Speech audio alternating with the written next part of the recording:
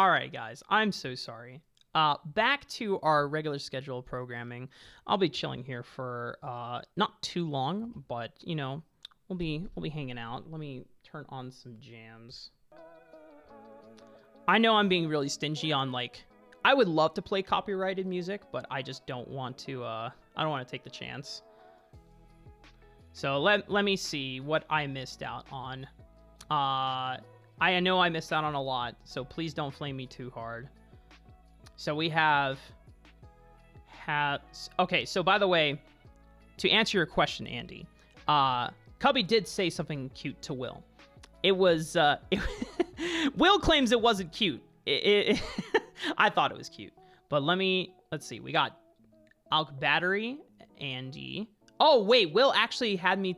Oh, okay, so I do have 3 people tell something cute. And Sam, thank you for the 5 months. Rafa, I love you, King. Dude, you're also a king, Sam. Appreciate you, homie. Looking forward to working with you next Friday, man. All right, let's start with Dimitri. Well... Dimitri, like... A few days ago... After Thanksgiving, I told Dimitri one of the cutest things I think I've ever told him in a long time. So I don't know if anything will ever compare to that. So I can tell you that I personally think you with the frame glasses and the Robert Downey Jr. facial hair actually looks really fucking fire. So I don't know if you're gonna keep that or not, but if you do, you should. Because it looks really good on you. I'm personally very sentimentally attached to what I told you about your progress and how proud I am of you over your caster journey. So, Andy. So, the fact that you not only have the same unappreciated, undying love for Hybrid Theory as one of the greatest albums of all time makes you an insanely cool person. Just hands down. And I just know that your music taste is on point. Hybrid Theory is smacks. If I ever get to control an album listening party, it's going to be Hybrid Theory by Linkin Park. Dead ass. That album is fucking great. It is amazing. Will, you're the only person that I know that can make Kindred Bot actually look like a broken thing, and the way you pull it off is insanely attractive and hot. I just have to be straight up. The fact that you pull out Ezreal mid as well in games, and listening to you in comms is very calming and assuring. Sometimes, the first time I played with you and you were doing crazy shit, I was like, Will, stop! You're gonna get killed. And you're just like, what? I'm fine, bro. I'm fine. Dude, I'm so good. And I'm just like... And ever since then, I just trusted you a lot on plays. And if it doesn't work out, then it doesn't work out. So it is what it is. Troy. Oh, welcome to the Raw family, Troy. Welcome, welcome. Hope you are enjoying your time. We are vibing. We did have a practice cast, but now,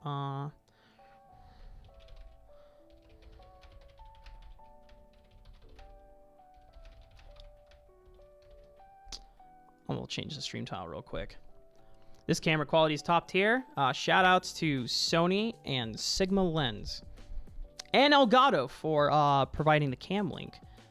I actually got the cam link as one of the prizes from the Clutch Gaming thing. And that was even before people realized the power of cam links. So, no, it's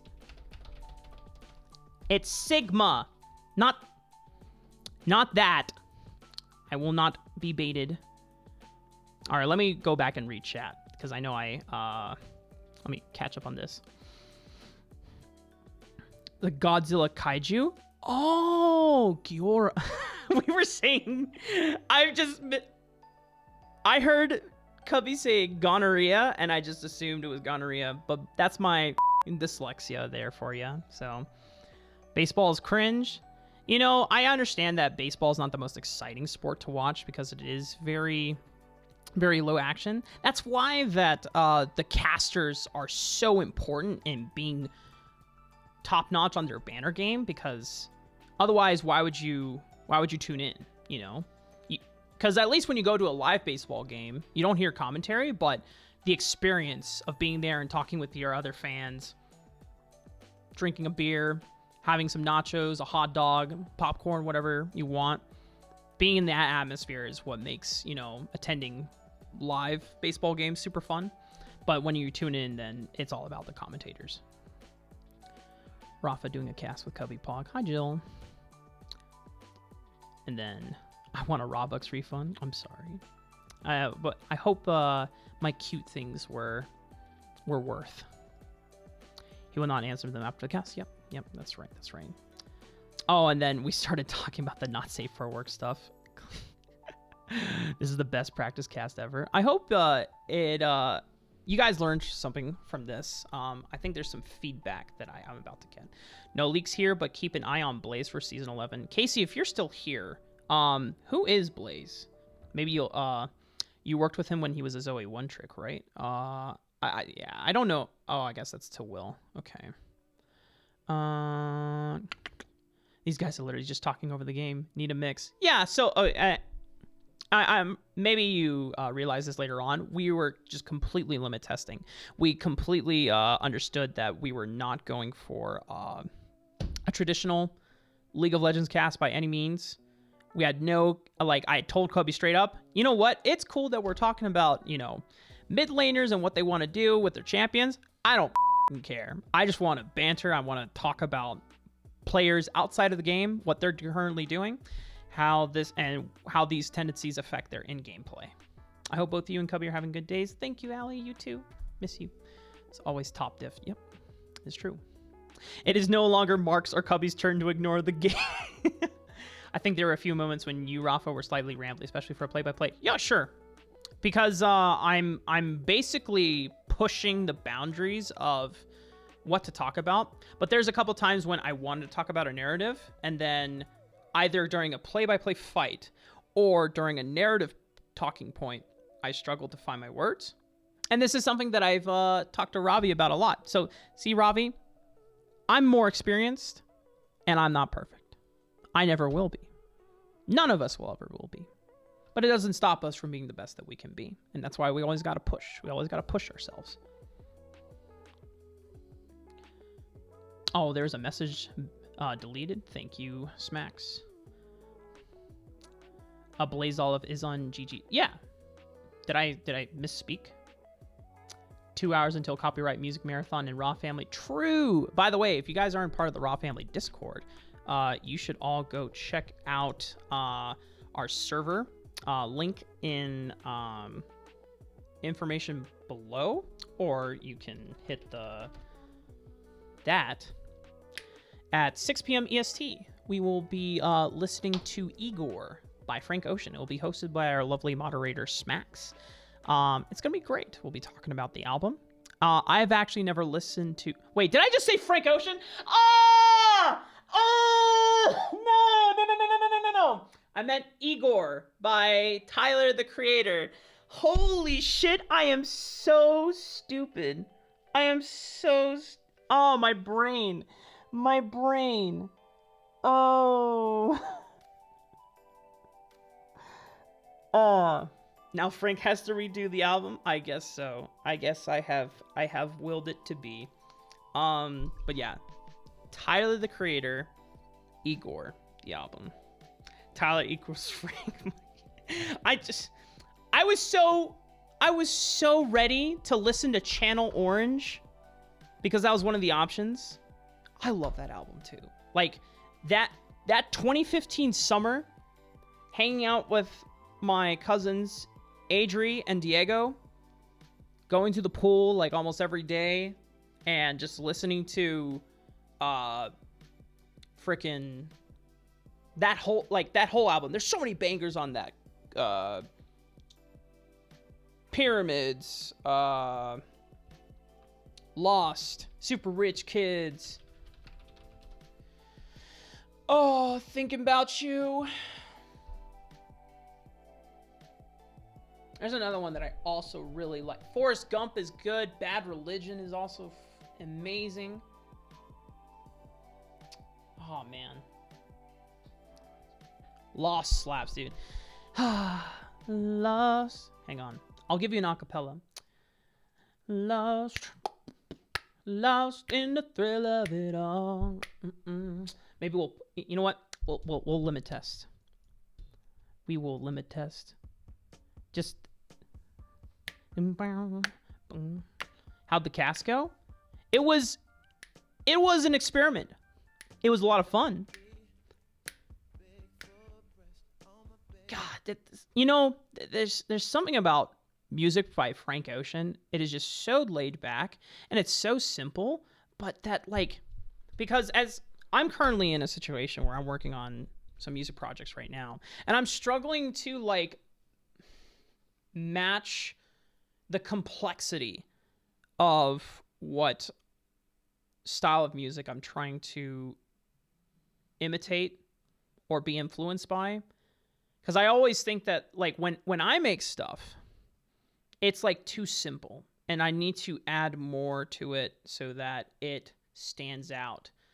But when I listen to stuff or when I listen to other things for inspiration and I like find an instrumental version or I see someone like recreate it in a DAW or a digital audio workstation like Fruity Loops or Logic, I see the instrumentation and it's not even like complex instrumentation. There's just a lot of small parts that add up all together, but they're simple. And the fact that they're so simple and yet are chosen correctly, it works well. And like the fact that if we take a look at example for how Lost starts out, drum kit, and that's like a synthesizer, electric piano effect. And then vocals come in right here. And so there's like a slight guitar riff under it, as well as another synthesizer effect that's kind of doing the offbeats because it's the dung dung and then bah. So it's like very few elements, and then a bass comes in for the chorus, but it's still the same thing as the verse. So like this just, I don't know. I want to create really good music, but like that question of like, because there's this question of like, when I make something, does it, to me, it sounds like a 5-year-old just like dragged in some loops and just put it in. And it's like, oh yeah, I made a really cool song. And it just sounds super basic. Then I'll show them to other people and be like, wait, this is really good. And I'm just like, are you high? Like, is really? So it's hard. I'm sorry, Mazel. Let me explain the cast. Still waiting for the next Frank album, like even an EP or something. That would be nice. Ravish is a Bad Religion fan too. Pog, hell yeah. So, about the cast, Mazel, to explain what we to kind of give you a summary. What I told Cubby that I wanted to do was I wanted to completely ignore all the traditional setups that we discussed about normal League of Legends casting. Like, no fake intros, no polished intros about like getting into game. And like I told him that I'm going to study baseball VODs from Philadelphia Phillies because that's what I grew up on when I was living in Yardley back in 2001 and 2002. My parents were huge Phillies fans, and so we would watch Harry Callis, which is rest in peace, was the dedicated Phillies commentator. And then Sarge was another commentator that came in on as well. So I just watched old VODs of those two. But the banter level in baseball casting has to be S tier because baseball doesn't really have a lot of action. There's a lot of downtime in between exciting things happen, because usually what happens is pitchers will strike out players, and it'll just be like a complete inning of nothing happening. Or sometimes players will get a hit, but it'll be a pop-up and it's another out, or they'll get tagged out. So, you know, all in all, because there's not a lot of action, it's the same thing as like people getting hyped up in League over ward kills or like 2v2 trades early on into the game. Yeah, they're cool, but it doesn't really affect the course of the outcome of the game. And I used to believe that, like, well, in a volatile top lane matchup, the first blood means a lot, because once they get that snowball lead, then it's game over. But I think that only really matters at professional play. And even recently, we've seen moments where professional players get a small lead like that and they don't do anything with it. So if they're not doing anything with it, then why would I imagine the level of players I'm casting, even though it is pretty high level for our scene in amateur and scouting grounds, why do I imagine that's going to change anything as well? So having that perspective of just like, you know what, let's just chill. We're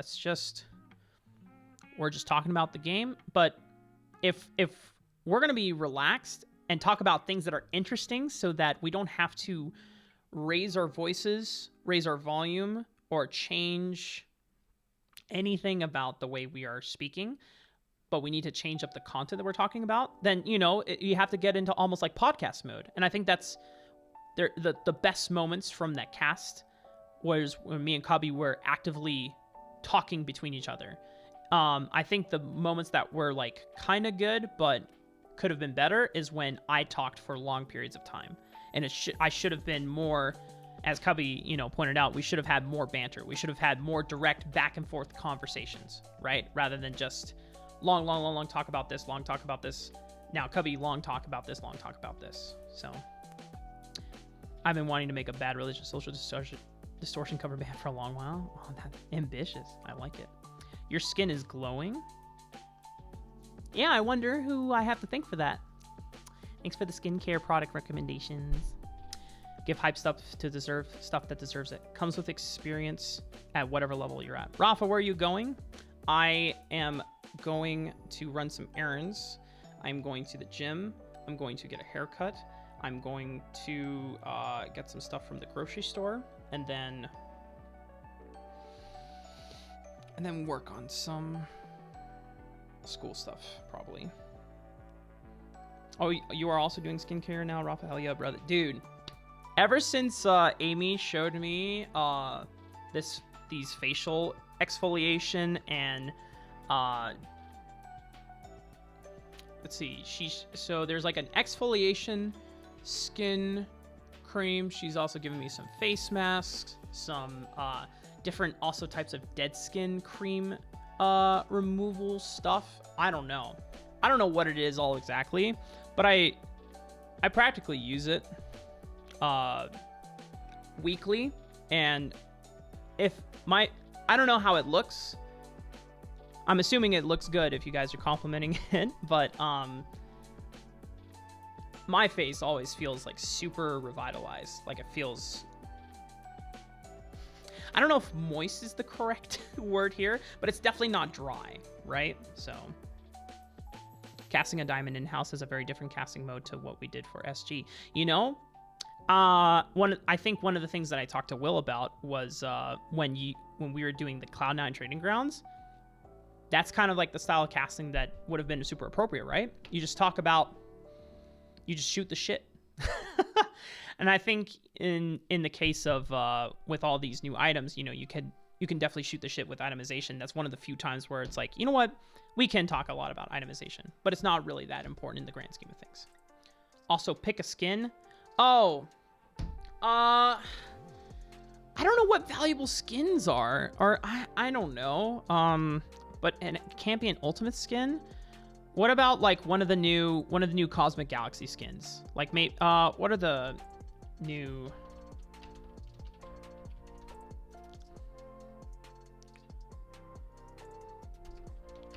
What are they called? My skincare routine is giving right. $20 and buying outfits for Recon. I have really stubborn seborrheic dermatitis, which is pissing me off, but I've been doing a cleanser and daily lotion aside from that, and I just feel pretty, you know? Hell yeah, man. We gotta feel... Always gotta... At the end of the day, ladies and gentlemen, even though we're trying to... It's more fun to look good for other people so that they can compliment us and notice that we look good. But at the end of the day, you look good for you. Because you're looking at yourself in the mirror a lot more often than other people are looking at you. So, especially since we're in COVID and we don't get to see each other often. That's why a lot of people have been asking me, like there are times and weeks where I've like showered twice a day, or I'll do like a lot of care and stuff, and my brother will ask me sometimes, it's like, are you like going on a date or something? I'm like, no. It's like, well, why are you getting all dressed up? Because when I look at myself in the mirror, I want to be like, hell yeah, homie, you're doing good, you're looking good, you're looking great. So, because it's all about self-care, self-love, man.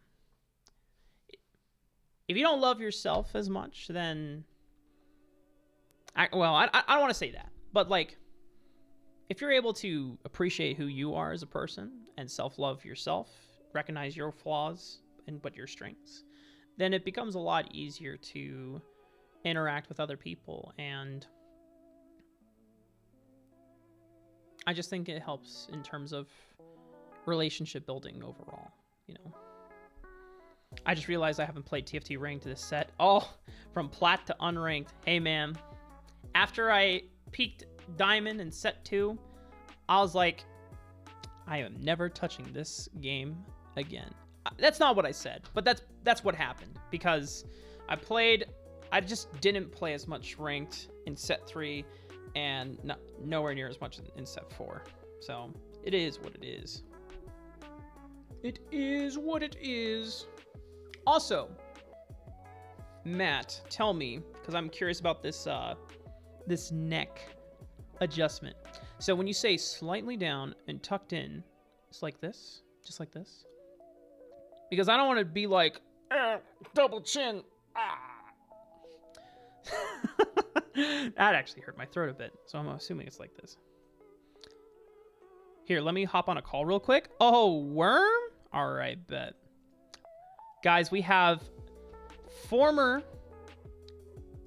LPL caster, famous celebrity, Matt Niberia Clendaniel, is going to jump on the call with us.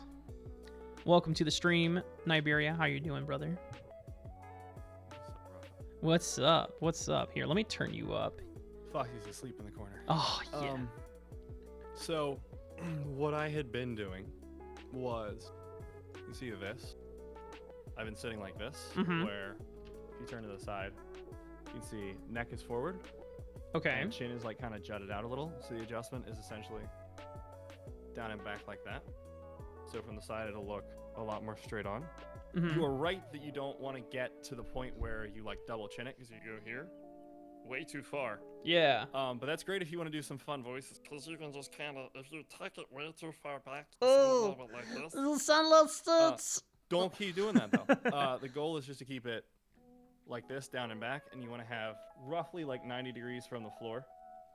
So that's okay. What you're working on. So relatively straight then. You can kind of see like the muscles in my shoulders are protesting against me and are trying to stage a rebellion. Yeah. Because they're not used to this, but you can see like how tight that is. And if you continue doing this, you'll notice, for me, because my everything was so tight, I noticed that this definitely like improved the quality of my voice. Like I was even doing, I was doing Pavarotti earlier today, and it's really easy to notice in your vocal quality, because if you go, hold on, I gotta pull up the first note so I can find the key again. Oh, Clendaniel singing. Good old Pavarotti. He was a bastard. I don't know if you knew that. He's like the worst person. There it is. So doing the old way I would do it. Oh god, my shoulders are so fucking tight. I'm not telling you this is gonna be painless. It's gonna fucking suck. But I go, oh nah. Do you hear how like strainy it is? Yeah. On the no. We could do it back. It's una, Mm. una furtiva. And it's like so much more open and relaxed. Right. And I think that's ultimately the goal. So you want to get it down and back a little bit, but if you feel, you should feel a stretch here, because the goal is essentially to elongate this back here. If you've ever watched, I don't know if you've watched a lot of opera singers perform. Can't say that I have. Yeah, no, that's okay. But you'll notice, hold on, I just got a chosen elite. Nice. Cultist angle. I like it. Oh, shit. Big brain. Sunfire Elise, let's go. Anyways, if you watch an opera singer walk onto the stage, I have to stand up for this. You'll notice that they always kind of look like they have a stick up their ass, because they walk out like this. They're like, I am an opera singer. The reason for that is that's just proper singing posture. That will get you right. My lotion's shiny. But that'll get you in the proper posture for singing and ultimately casting as well. But casting is a lot more vocally taxing than singing is. Yeah. But if you can manage this for long enough periods of time that it becomes your default, it'll be a lot easier. I'm doing it the hard way. The realistic way you should do it is try and get your head to just like sit down like that. But I am so tight that literally if I just let it sit at its lowest point, it's only here and I need to be there. Gotcha. So, don't be like me, kids. But that is proper neck position for singing, casting, any vocal use to reduce strain on you and make sure it's the easiest possible way of producing sound. You know, the more I think about it, because at first I wasn't feeling it, and then as soon as you said let the head drop, I let it drop. I stopped putting as much like active tension into my neck to put it there. I just kind of let it sit there, and then I started feeling it right there. I was like, oh shit. Yeah. Well, because we're fucking gamers, Rafa. It's very easy to get tight back there because there's no real incentive to like sit with proper posture other than people saying, oh, your posture sucks. And I don't know about you, but that's never motivated me. I've always had the gamer posture. But I've always been like a stretchy enough young kid that it doesn't matter. Well, because your muscles, like when you're a kid, they're just like fine. Yeah. Your muscles can adjust to that and adapt to that because they're still fucking springy. Right. But as an adult, you can't keep that shit up for as long. So I have found that while this is a lot more difficult, it definitely like relieves a lot of tension. But the stretch is unbelievable. It is awful. But it's good for you. Yeah. So I think I've subconsciously have kept my head right here when I'm in the shower, and I'm just like, I have the steam going, my vocal folds my throat feels really open, time to practice a little bit. And yeah, it's a lot easier to keep that going when you're like relaxed and standing. The problem that most of us get into as gamers is that when you're just like gaming and you want to see, you get into a game, you kind of naturally crane your neck forward to get more detail. Right. And a lot of us, it's hard to self-correct for that. But when you're standing, generally, if you aren't so tight that your neck is like locked into that position by default, like mine is, and a lot of people's are when they check, you will naturally stand and your head will just like sit normal. The struggle is once it's gotten to the point where it's so used to being forward and craned a little bit, that'll cause issues. Because what ends up happening, for anyone who's curious, and we've talked about this a little bit, but I actually like know things about muscles now. It's crazy. So these are called the SCM muscles. I think it's sternocleidomastoid. Holy moly. And they're what is used to get your neck to go wah, wah, wah, wah, and back and forth and stuff like that. The problem is you have very low intensity but high frequency, as in always on, muscles really deep in your neck. So somewhere in here, but like way in there. those are what are used for actually supporting your neck in regular posture.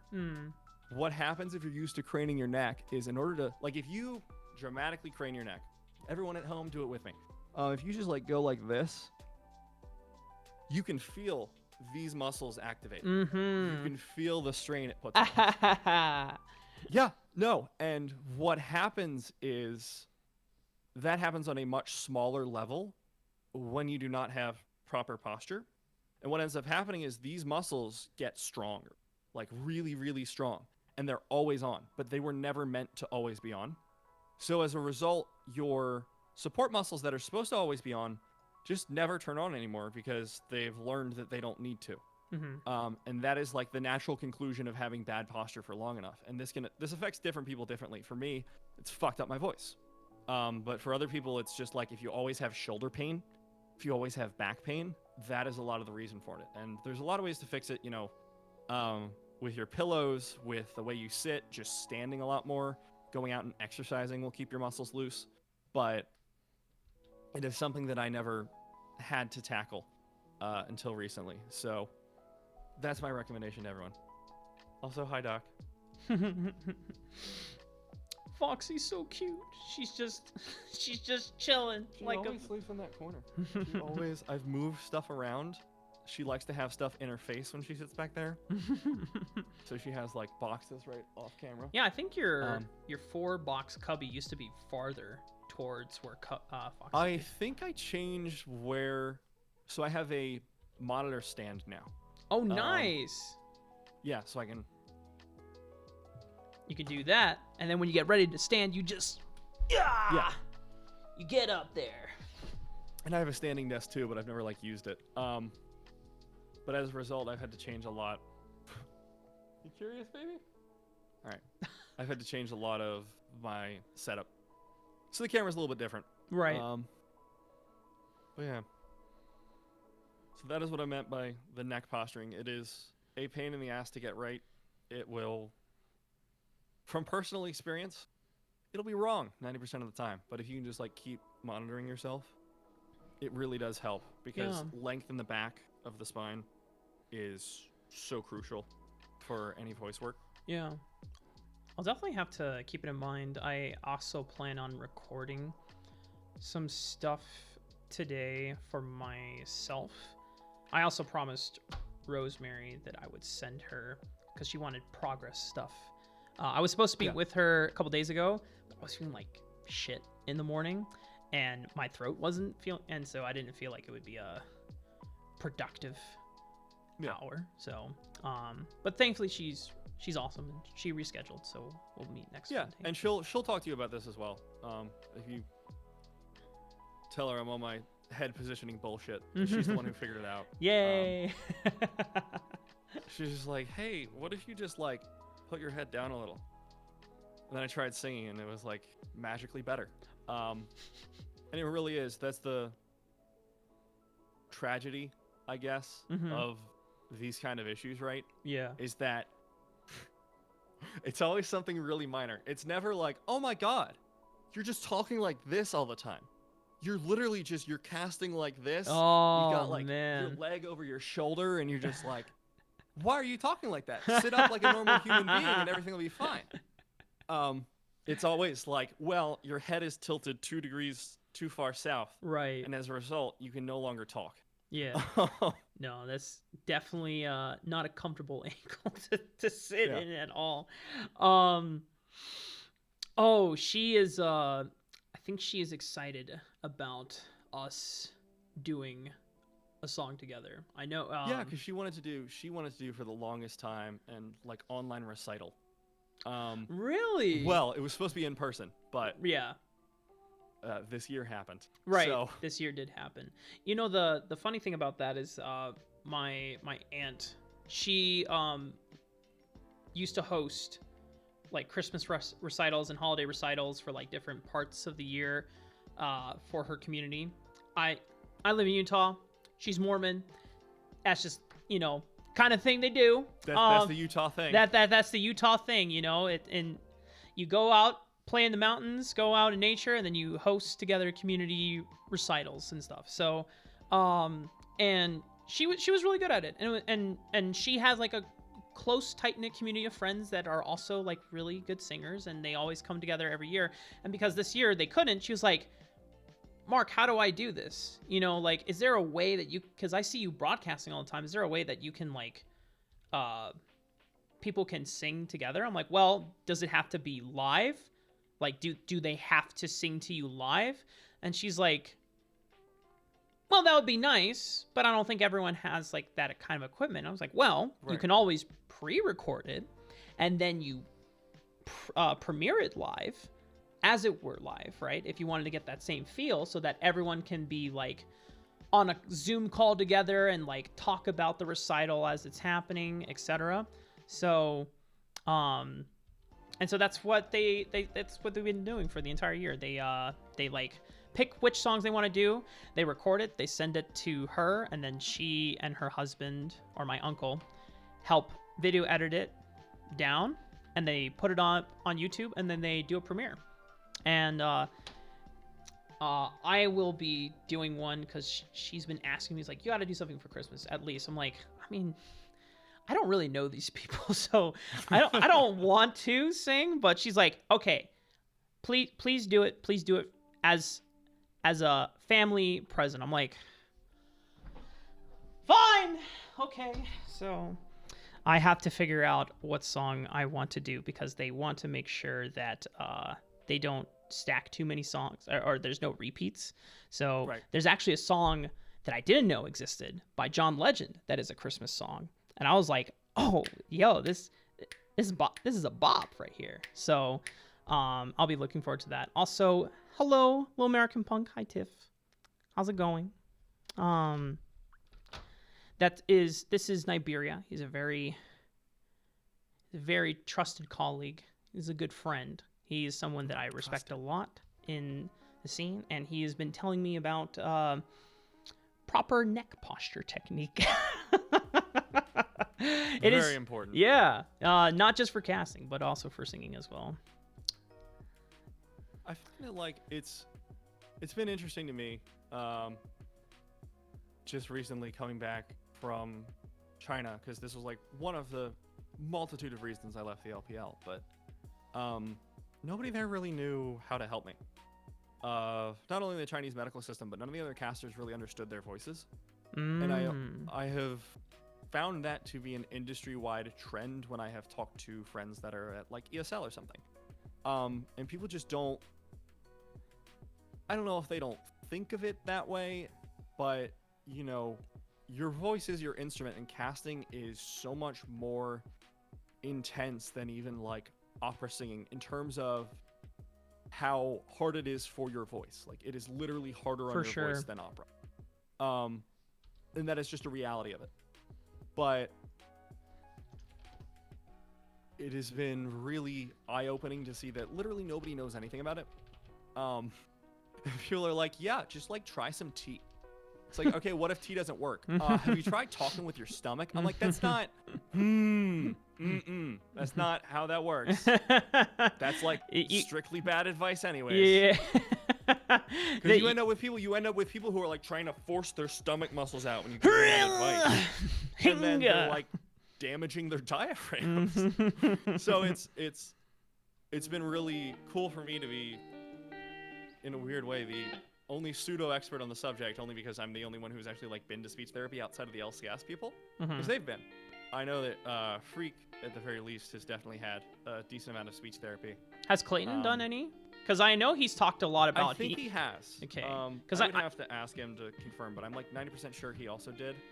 He has a surprisingly fragile throat, but put into context, it's not unreasonable at all, because realistically, the way he casts is so hard on his throat. Oh, yeah. There's no way that he goes through.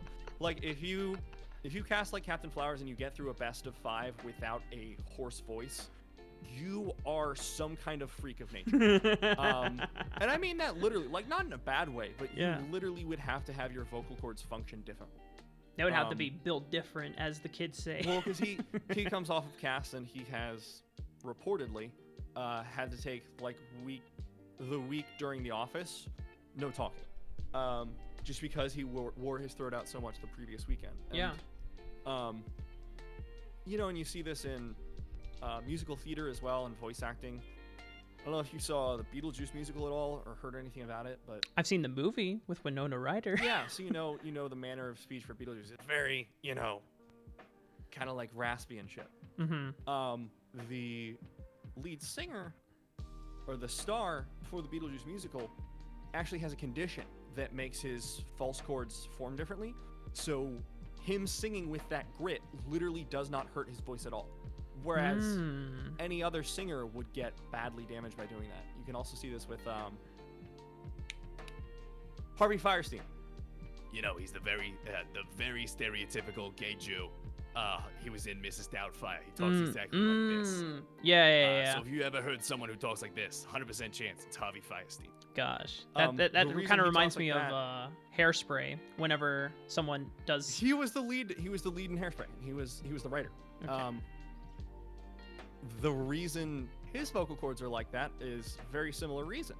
They actually formed with thickened false chords, which is what gives you vocal fry. And he's a tenor, but he always has that grit to his voice because of the way his vocal cords form. When he hit puberty, they thicken. So he always sounds like that now. And I think that's like another example of how you should always use your voice and not try and use someone else's, because using someone else's can so easily get you hurt. And this is especially true for newer casters, and I know this was definitely true for me. I was trying to put on the caster voice, and that shit's bad for your voice, man. Like, if you just try to be, someone you're not, you try to be a voice that you're not, it really can damage you significantly. I will say, although that, we have moved past that. When I first met you and I was, early on into my casting career, I was like, God damn, Niberia already has the voice. But like I can understand if you've put so much time into trying to perfect that, but it's not your natural voice, then it takes a toll out of you in the long run. Yeah, I mean, right? the big thing is I can put on, like, I was watching the National Dog Show, which is fucking great. Highly recommend. But one of the broadcasters, hey, and welcome to the National Dog Show. John, how are you feeling today? It was just like that very traditional broadcasting voice. And obviously the way you do that is you're putting on an affectation. You have to be a bass baritone or whatever the fuck. Put on an affectation, and then it can be healthy for you. A lot of people kind of skip the considerations for that, and they're just like, I'm just gonna do it. I'm just gonna fucking go in. I'm gonna fucking do it. Don't, please, for your health. Yeah.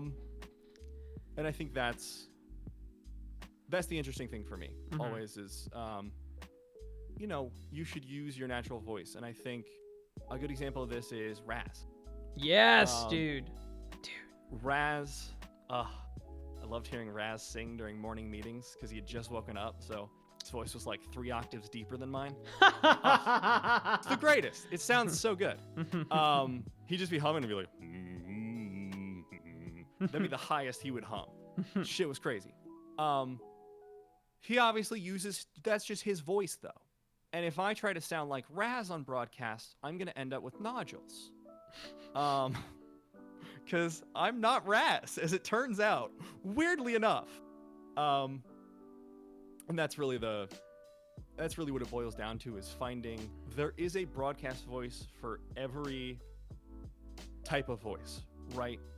Like, you have a higher up voice and you have found the broadcast version of that. There are examples of broadcasters from every vocal range. There's obviously the infamous, his name was Thunderthroat. He was a voice actor, and he's the one who originated the "In a World." I can't do it because his voice was naturally like 2-3 octaves deeper than mine, somewhere in there. He was like ludicrous. The dude's got like a ludicrously bassy voice, and you can't fake that. Right. I tried for a long time because I can go low. My voice is, I'm a baritone. I'm just less like plain and simple. But I always wanted to be I loved acapella, I still do, but there's not a lot of baritones who keep it in the baritone range. It's like baritenor or bass. So I try to do bass stuff, and I can get my voice down to that, my lowest note on a good day is like a B1, which is like pretty fucking low. Yeah. But it's not comfortable for me. And singing in that register is... My roll down is going terribly, by the way, in case you're wondering. Singing that register is like super uncomfortable for me. So I can't. And I don't do it. And that was really important for me to recognize. Because it is easy to not recognize that. And it's really easy to say, I can do it, theoretically. Like, my voice will let me do that. And that's true of me. Like, my voice will let me stay down there, but it hurts. And it's not what it's meant to do. So that is where I think a lot of people, especially in casting, go wrong, because we all grow up, we all come up with the same idea of what a cast sounds like, right? We all have the idea of, oh, it's Captain Flowers, oh, it's Freak, or oh, it's, whoever. Realistically, you can't function like that, because that is not, Sure. I know this about myself. That's not my voice. I'm not going to try and do the Flowers thing. For stylistic reasons as well. That's also just not my style of casting. It's not what I aspire to. Yeah. But I physically should not be doing the kind of things he does. And I think that's really key for us to understand, especially up-and-coming casters. And I hope to at some point be able to put together a set of resources, because I saw Hawk Battery asking in the chat. I don't have resources for this. A lot of this came from, I grew up in music. So I had like vague ideas of all these things. I'm sure as you did, Rob. But the specifics always eluded me until I needed speech therapy. So now I've come away with like a set of best practices. But ultimately, and I made a long thread on Twitter about this, responding to Cubby, but ultimately, my view on casting is, overall, there are best things in broadcasting. There are ways to be an efficient, effective broadcaster, communicator, deliverer of information. But beyond that, you really need to be true to you. You need to be doing what you sound like, what you are meant to be, and I think I want to be able to put out there that is like okay to do, because a lot of people struggle with that. They struggle with, because no one tells you that. No one tells you that you should just talk like you normally do while casting. That's literally like, I have a slightly different voice when I cast. But you've talked to me on and off air enough to know that it's not like hugely different. Yeah. It still sounds very much like me. And the biggest danger sign I would say that I can see in a new caster is when I see them on air and I hear them off air and it sounds like two different people. Yeah. This is especially true of kids who grew up like me doing impressions a lot. Because I fell victim to this. Because I love doing voices. Turns out, if you do that 24 hours a day, you'll fuck yourself over. Shit hurts. Yeah. No. For sure. Yeah. Because I think that idea comes from the fact that when we step in, three things that were like kind of circulating through my mind as we were kind of going through this. The first thing is that, why do people come to casting in the first place? What are the personality types of these people that do casting? And for the most part, I used to think that they were always outgoing people. They were extroverted because, and it's right. And so, because I thought like, oh, well, it's like in theater, because, people want to be on stage. They want to perform. They want to be able to just be in front of a crowd. But in actuality, when it comes to at least esports broadcasting, it gives people a chance to be someone that they're not. I think that's honestly what happens with the initial reaction. It's the same thing why players who are esports professionals pursue esports, because it allows them to pursue something that allows them to be good at something that doesn't isn't a reflection of who they are in real life. Well, you're no longer like Matt, that one dorky kid from school. Like, genuinely, if people from my middle school saw what job I did now, they'd be like, what the fuck? That's sick. Yeah. And like, that is definitely the reason a lot of people seek out esports. Like, I am not... TJ always tells me I'm wrong when I say this, which is hilarious, but I'm not actually that extroverted. Like, I do genuinely enjoy people, but only in like a one-on-one context. Yeah. Because I don't know, I'm like kind of easily exhausted by social interactions, which isn't to say I don't enjoy them. It just drains me. Yeah. I'm an introvert. Yeah, for sure. But I love being on stage. I love talking to people one-on-one. Like, this is fun for me. The problem is, if I do it for like 6 hours, I'm just fucking dead afterwards. I'm just drained. Yeah. Dead as shit. There are definitely casters who are extroverts. I've found that to be very rare, though. I don't know about you, but in my personal experience, like, of the LPL crew, the only extrovert was Jake. And even he was like borderline hysterics. And like, BP was sociable and definitely was like, hey, you guys want to go like shopping or something? And I'd be like, sure, let's go. But he definitely wasn't he wasn't like super duper outgoing, let's go, yada yada yada.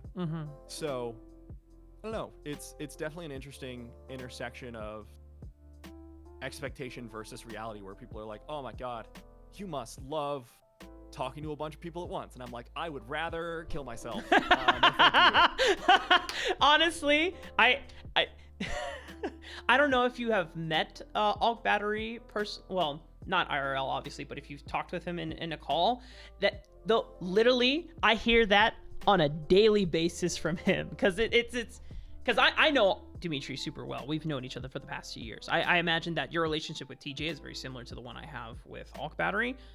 He is probably my most consistent casting partner, and so we've all have a lot of exploration of casting together ourselves. So, but Dimitri is the same way. Like, in one-on-ones, he's very good with people, but he, and he'll probably tell you in chat, is as soon as a voice call reaches more than 8 people, he's like, my time has come. I will now go. I can know. Yeah, I do the same. I literally, when I was a kid, I would have, my parents would like have people come over, right? What adults do for some reason. I would, as soon as there were like people I didn't know in the house, I would just sulk over to the piano and start playing, because I didn't want to be like antisocial. I didn't want to be like, you don't exist, and run straight to my room, because I knew that was bad. But I sure as shit didn't want to talk to them, so I would run to my room. Yeah. I would run to my room and I would stay there, and I would run to the piano and like play things. And they'd be like, oh, that's nice, thank you. I'll be like, don't look at me. Please don't look at me. I don't exist. So I definitely empathize with that. Yeah. And I think when it comes to defining introverts and extroverts, there's no hard definition, because everyone's different, and everyone has ranges of tolerance, and I guess if you want to think of it as a battery, not because his name is Alk Battery, but just like literally, like, so people have social batteries, right? And at some point, once it gets exhausted, you must take time to recharge, because give me 1 second. Choco, would you like to leave? It's okay. You can go. Be free. You had a nice nap. Go be free. But yeah, I don't know how I got top 4 then. yeah, nice. As long as it wasn't a bottom 4. But the whole idea that, quote unquote, people who like to be on stage must be extroverts because they love talking to people, and on the same token, oh, if you're an introvert, oh, I guess you don't like people. Hell no. That's not it at all. I think people that I've met who are introverted actually crave people much more than extroverts.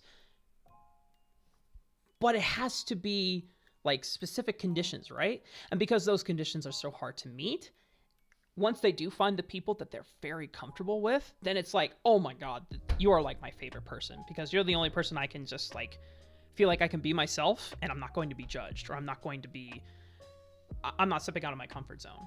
And honestly, those people are my favorite because they're the most real. They're the most honest and sincere. And if you gain trust of people like that, who only open up to certain people, it's a very rewarding feeling. Yeah. And I think for a lot of people, like, for people who don't perform or don't want to perform, they don't really get what it's like, but it is so different from socializing. Like, equally as draining for me. I don't know how other performers feel, but Jesus Christ, I get tired regardless. But it is especially with music, because casting is sort of, and I've intentionally drifted towards this to exhaust myself less. It is not performing for people. It is happening to have a discussion with a homie recorded. There you go. And I like that vibe a lot more. I grew up liking that vibe a lot more of casting, so that's what I try and pursue in my own casting. So it's hard to express what performance is like, but it is sort of, it's a form of self-expression in the same way that every art is, you know? If you feel uncomfortable like talking to people, you maybe feel comfortable singing to people. Like, I know when I'm really depressed and I like can't put the words out, like literally I have struggled with mental health my whole life, and my vocabulary for it was, since the age of 8, I want to die. Like, that was the vocab, that was the beginning of the dictionary, that was the end of the dictionary. Hasn't gotten a ton better. It has. Yeah. Thanks to lots of therapy, but I have never been particularly good at expressing despair through words without expressing that most extreme despair, right? Because we're just not taught that as, in American society, we are just not taught that tool set. So for me, it was always When I Fall by Bare Naked Ladies off the Rock Spectacle album, the live version. That has always been my go-to for I cannot handle the emotions I am feeling and I need to get something out. And it's not a screamo song. It is not the most depressed song. It's not, you know, it's not Linkin Park. It's not aggressively sad and angsty, but it is wistful and it is sad, and it's just like, God, if only. And that gets me through a lot more. And performance of any kind, I feel, is the same way for a lot of people. Like, casting for me can be therapeutic. If I'm just having like a bad day, really, really bad days, I don't like to cast on. But if I'm just having like a generic bad day and I get to cast, it becomes an okay day. I can get it out, you know? God. A lot of things just happened. Not only we were talking about a very like deep subject matters. Oh fuck. Thank you, Ian. Oh my God. Hell. We've been raided, Niberia. We've been hella raided. Oh, Very, very deep conversation. We were having a deep conversation. I'm already in my f***ing feels, and then we get hit with the. Oh my God. Hello. Hi, everyone. Oh shit. Oh fuck. I love these conversations though. I really do. And because you're someone that like has, because I just don't know anyone else that has that same background of like performance, like in-depth performance, but also casting, because there's a lot of intricacies that go hand in hand in between. And I think there's something that benefits a lot of people from this, not just casters, but just a lot of things in general. Just all about finding your own voice and being able to differentiate between, you know, how do I how do I present myself that is something that I'm proud of, but also I'm proud of it because I imitated something else pretty damn well. It's got to be coming from here. Something that is you, the authentic self, right? Yeah. And you should never compromise for anyone else either, right? You shouldn't, which is a reason why we recommend a lot. Don't ever look at Twitch chat when you're casting, because I know there's gonna, you deep down, you want to be able to please people, but the reality is you're not going to please everyone. There's always going to be someone that does, but you don't have to take it personally, because like music, like art, everyone has their preferences. Everyone will prefer a different caster, and that's fine. As long as you are being true to who you are and you're happy with the product, and I think the only people you would have to quote unquote please are the people that you're working for and that are paying you. Even then, it's just like, don't say slurs on air. Yeah, that's right. That's all they care about. Yeah. And if you get fucking good enough, I know I'm not beeping that one because I'm gonna be fucking real right now. If you get fucking good enough, you don't have to work for every single company. You can be more selective. When we worked with Cup, they gave us so much creative freedom that it was like, yeah, sure, maybe the rate is not quote unquote S tier. I know we all took pay cuts, I think. Yeah, we all. So I think you and TJ definitely did more compared to us, because we're not used to charging those rates. But still, yeah, we all like took pay cuts because it was a chance for us to explore. So, oh man, but because APA is here, I wanna tell a story about EA real quick, because this kid is actually amazing, and there is a moment where I almost let him down, but I gave him a chance. There was a tournament we had about a year ago called Rex Rivals, and Ian was one of the players in the tournament, and a couple other players approached me. Wait, Ian's like, oh god, you already know, dude, you already know. But you know what, it's fine, because the two players came, and there was an incident where Ian got frustrated with some of the players in a solo queue game. It got toxic. It happens. Passionate players. I would say that thankfully there's nothing extreme in the toxicity. It was just passive aggressiveness, And so I talked to EA, and I was like, some of these players don't really feel comfortable with playing you in the tournament. So, I think to make sure that everyone else is fine, I might have to take you out of the tournament. And Ian asked me, listen, I'm sorry I fucked up, but please don't take me out, And I considered it, and I thought, you know what? Ian is young. We make mistakes. Everyone deserves second chances, barring extreme conditions. And so, that was the thing, right? Ian came out second best mid of that tournament, and Robbie Bob. I don't know if you would say it was a jungle diff, but Ian performed really well in that tournament.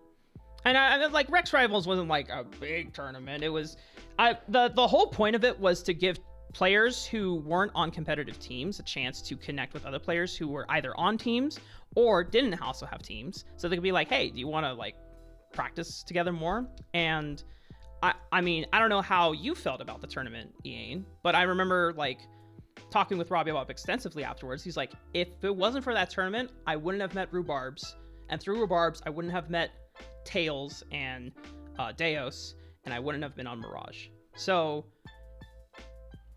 I don't know if Rex Rivals helped you get into Supernova. Maybe not directly, but if it helped connect you with other players, then I think that's just what needs to happen more often in this scene. I want to see more instances where upcoming players like General Sniper and Griffin can get together and can meet other players who are not well known, because a lot of this game for amateur players coming up, it's not just about getting on the Challenger solo queue ladder anymore. You can, but you also either through social media or through just connection or word of mouth. Like, how do you get a chance to actually show who you are? Because solo queue it's only one facet of the player. You have to see what they're like in comms. You have to see what they're like interacting with teammates. You have to see how they are well at compromising for others, as well as how much of a leadership role they can take naturally in game as well. So, all right, I need to make sure I'm not missing too much chat. It got me a better scope of AM. Yeah. Because I want to, while you do that, I'm going to circle back to something you said earlier, which was talking about not reading Twitch chat as a broadcaster and not letting it get to your head. Because TJ and I have had an extensive discussion about this, because I am in a lot of ways like Frosk. Not in terms of our commentary, but in terms of like personality types, because Frosk is sensitive. She doesn't really show it because she has definitely had to build a shell up around herself just by necessity. But I always would take criticism very personally, especially when I was in the LPL, when I was reading Reddit threads. You know, I would keep scrolling and keep scrolling. I was so unhealthy about it too, because I'd read the top comments, there'd be nothing negative, everything would be positive, and keep scrolling, and I'd find one that was like 2 upvotes, and it'd be like, that casting was mediocre. I'd be like, oh, and it was like a pit in my stomach immediately. But it's, I think this is a perspective that a lot of us commentators, and especially for the players, like, need to develop, is when viewers are talking about us, they are not talking about us as people. It's very easy in the Twitter sphere and the Reddit hellhole to associate every account with a person who is associating you, the entertainer, as a person. Like, I have gotten criticism as Niberia, but they were not saying Matt Clendaniel is a piece of shit and is a worthless commentator. They were saying, Niberia, that person on that thing that I watch, wasn't great that time. And it's not with the vitriol that we often take it as, because it is natural for us to feel as if it's an attack on ourselves, because unlike actors, we don't have a character to hide behind necessarily. Yeah. You know, a lot of people will say, I unfortunately watch a lot of CW shows. So like The Arrow, people hate Felicity. A lot of people will say, I hate Felicity. They don't say it about the actor. I don't even know her name. But if they were on the subreddit for Arrow, they're like, man, Felicity fucking sucks. And then this actress goes onto that page, and if that was just her name, that would feel really shitty. But they're talking about it in the same way how if you and I watched a movie together, Mark, I could be like, man, that character fucking blows. They're the worst. Oh my God. Yeah. And it's that massive disconnect between commenter and, I'm going to say, subject of the comment. Whether that be a player, whether that be a commentator or whatever, that causes legitimate mental health problems. For me, this was really hard to get around, especially when I did Twitch Rivals. I was doing it with D-Man and Ender, and there was a lot of confusion around the prep, and we didn't know how the cast was going to look. And as a result, and of many other things, the cast was not my favorite. It was fine. It definitely was like broadcast quality, but if I could do it again, I definitely would. Yeah. And I would do a much better job of controlling the broadcast. Yeah. And as a result, I got, like, a lot of people were unhappy on Twitter. A lot of fans of some of the players were unhappy on Twitter, because we were being critical of them, but I did not like the framing that we used for the criticism. All of us have done it at one point or another. We've been like, that player's a dumbass. Wasn't that bad. But Yeah.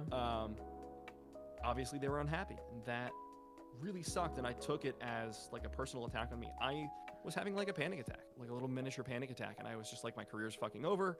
I reached out to a lot of my friends and was just like crying, because I was like, I've done it. I've ruined my career in the biggest gig I've gotten since the LPL. I haven't. Seems like I'm still getting hired for things, so Woo! Thank God. But for them, it was just someone wasn't nice about my favorite streamer. Yeah. They must die. Like that was, then they didn't think about it as me. Sounds as a like person. fandom. They thought about Fandom this, culture. yeah. Well, it's this entity disrespected this entity that I like more. They must die. Yeah. And it is really hard as a player, as a commentator, as a public figure, even at our level, to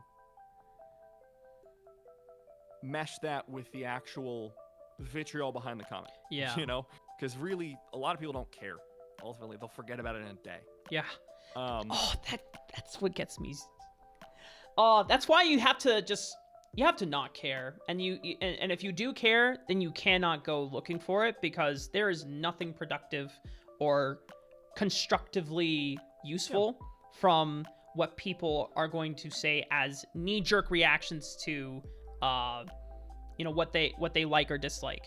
And the whole comparison you made, that their comments are very much similar to, like, oh yeah, we're on the couch and we're watching at home. Oh man, this character kind of fucking blows. Oh yeah, this character arc is like whatever. But,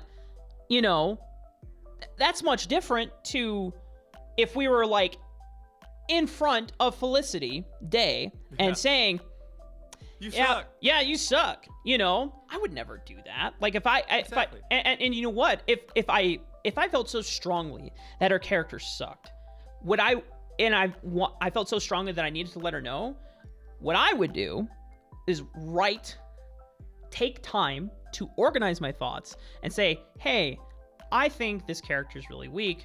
This is what I would like to see out of it as a fan. Now, whether they change that or not, that's not their fucking job. They're not supposed to listen to some pisslow random like me, so just a spectator. I'm just one out of many ears that is enjoying the game.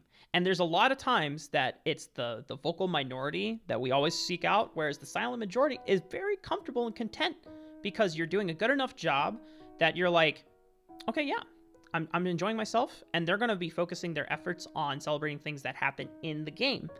So, and I think that's probably what casters get very confused about, and is when they see the vocal minority all the time, then when they finally get good enough that there's no longer a vocal minority, they still think it's bad. Because they're like, yeah, no one's saying anything about the cast. Well, I guess it's not that special. It's like, no.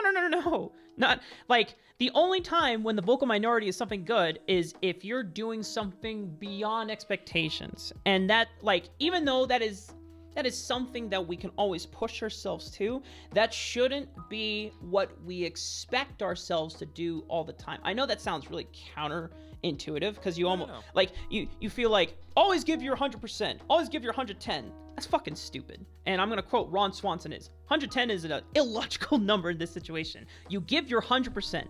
You can, and sometimes you can't always do that, because you have to pace yourself. You have to take care of yourself, because at the end of the day, you are just a human being like everyone else. Everyone has their limits, and there should be no shame once we reach those limits. And that goes for everything in life, whether it's in your performance, in your work life, in your social life, in your dating life, if you have one.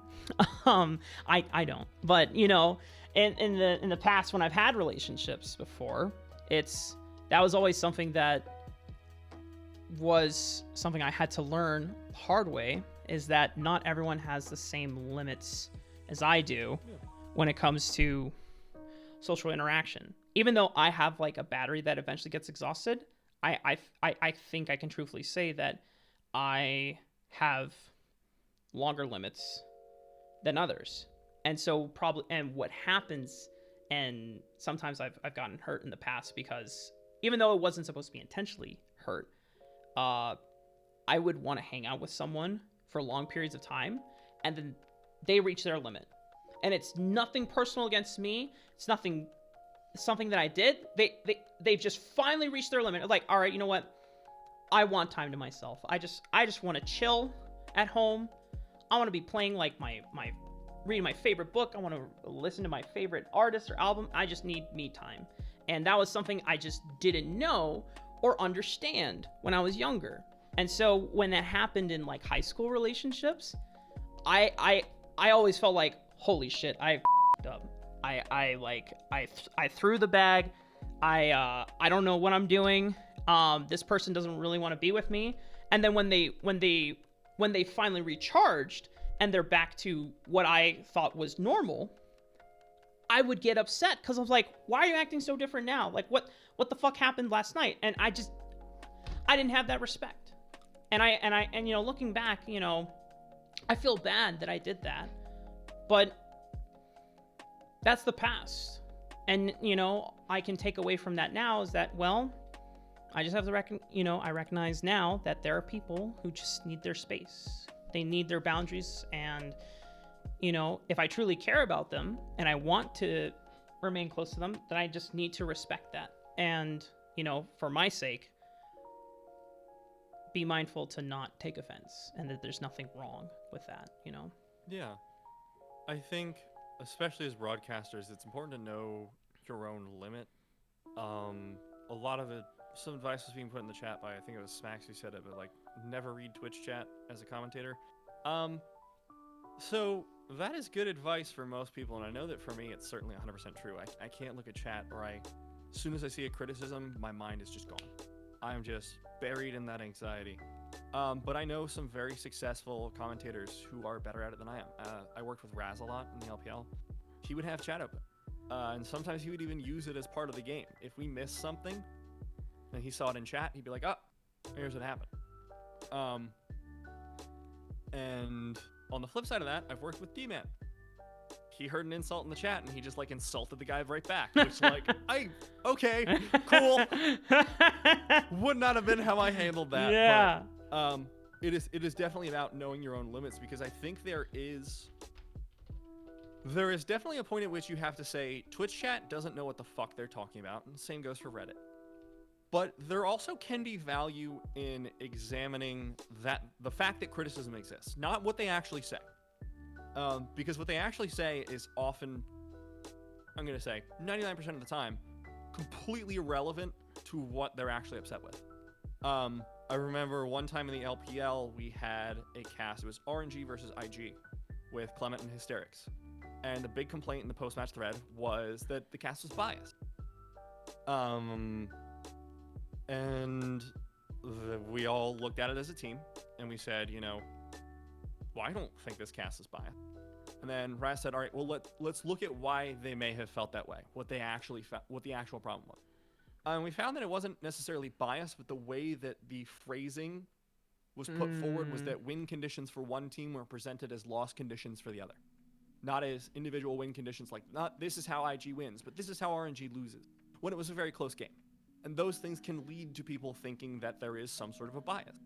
TJ and I do this in our own casts, where we have a very unique style that is starting to become a little bit more popular amongst everyone else as well, where we're very casual, you know, and we fuck around. But when someone says, why aren't they talking about the fucking game? We know that's a criticism that's going to come our way. 100%. Happens to even like Atlas and LS. Because they fuck around too. It's the LCK style. Oh, I love it though. But when you see that happen, you don't... The problem is not that you're fucking around. The problem is that the viewers' expectations have not been properly set for the reason you are fucking around. So we quickly changed our strategy so that we would phrase it and time it more efficiently, so that if something happened and we're just like, all right, nothing's going to happen for a little bit while, so how was your day? Like, and that lead into it is so important. And especially if we're going for long periods of time, because you will have, you know, it doesn't happen as much, but I know back in the ancient days when Jesus was a boy, there'd be games that would go for like an hour, and a good 40 minutes of it was just fucking nothing. There would be like uncontested Drakes, and there would be uncontested Barons. People were just clearing waves, clearing their jungles. That one game where I Will Dominate stacked up his Feral Flare, like after buying it at 60 minutes. Oh, yes. At 75. Preseason on 4, Evelyn, baby. Like that level of long game. Sometimes you'll have games that are a microcosm of that, and you have to fuck around for a while. And what we learned was that it's important to bring back the game a little bit and be like, look, nothing's happening. Anyways. as nothing continues to happen, Banggood is kind of cool, but I don't like Taobao that much. Oh, why?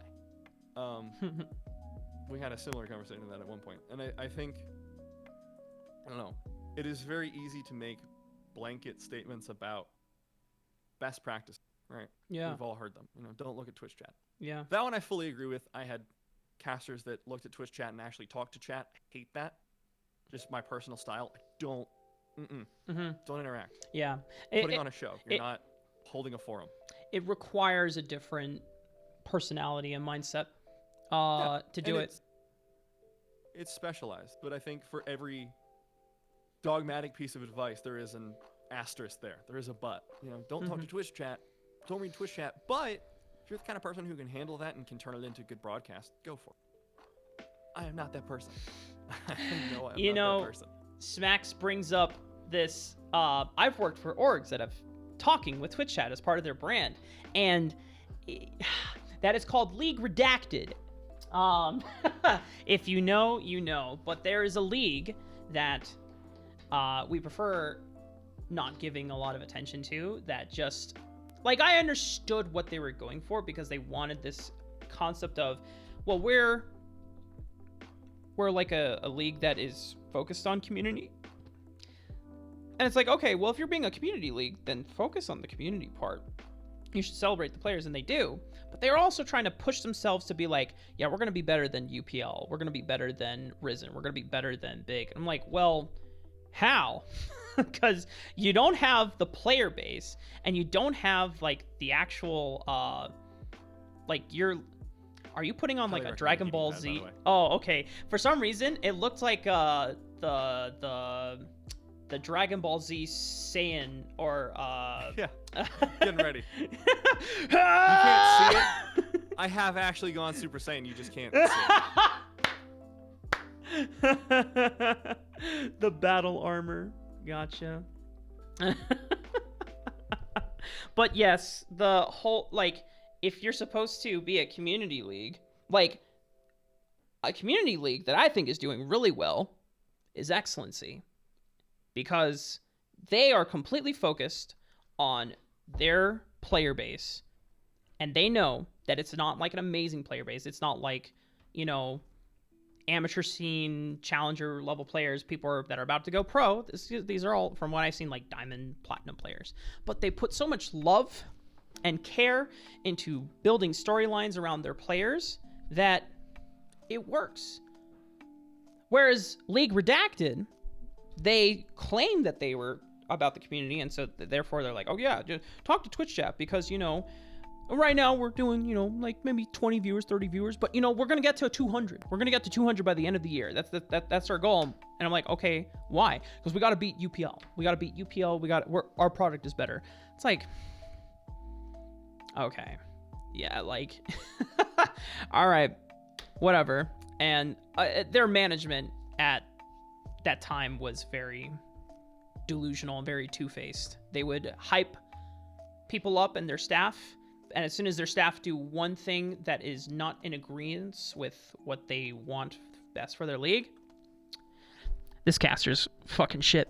I hate working with him. Like, for the owner to be like, for me to introduce Visions, and Visions to get a lot of work with them when he was still doing league casting, and for him to do a lot of things, and then once Visions finally realized, you know what? League is a fucking saturated scene with casters.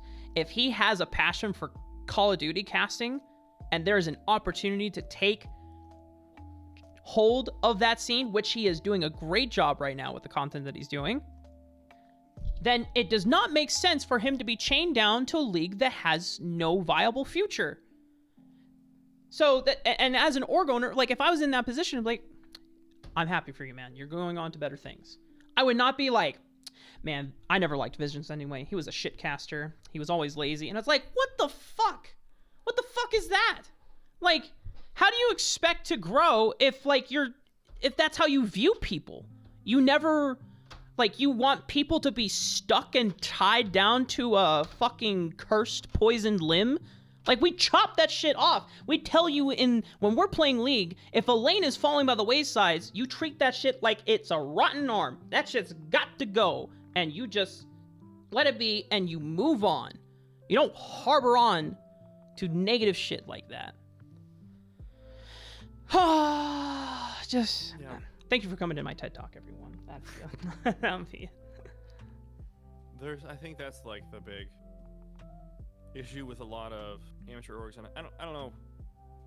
It's weird for me because like I never was involved with any amateur, even when I was like in it. I did learning fives, and that was about it because that was the attitude of a lot of people back then.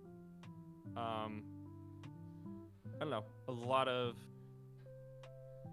casters back then, and I think it's getting better, at least the people I interact with, but admittedly, I am a bit of a hermit nowadays.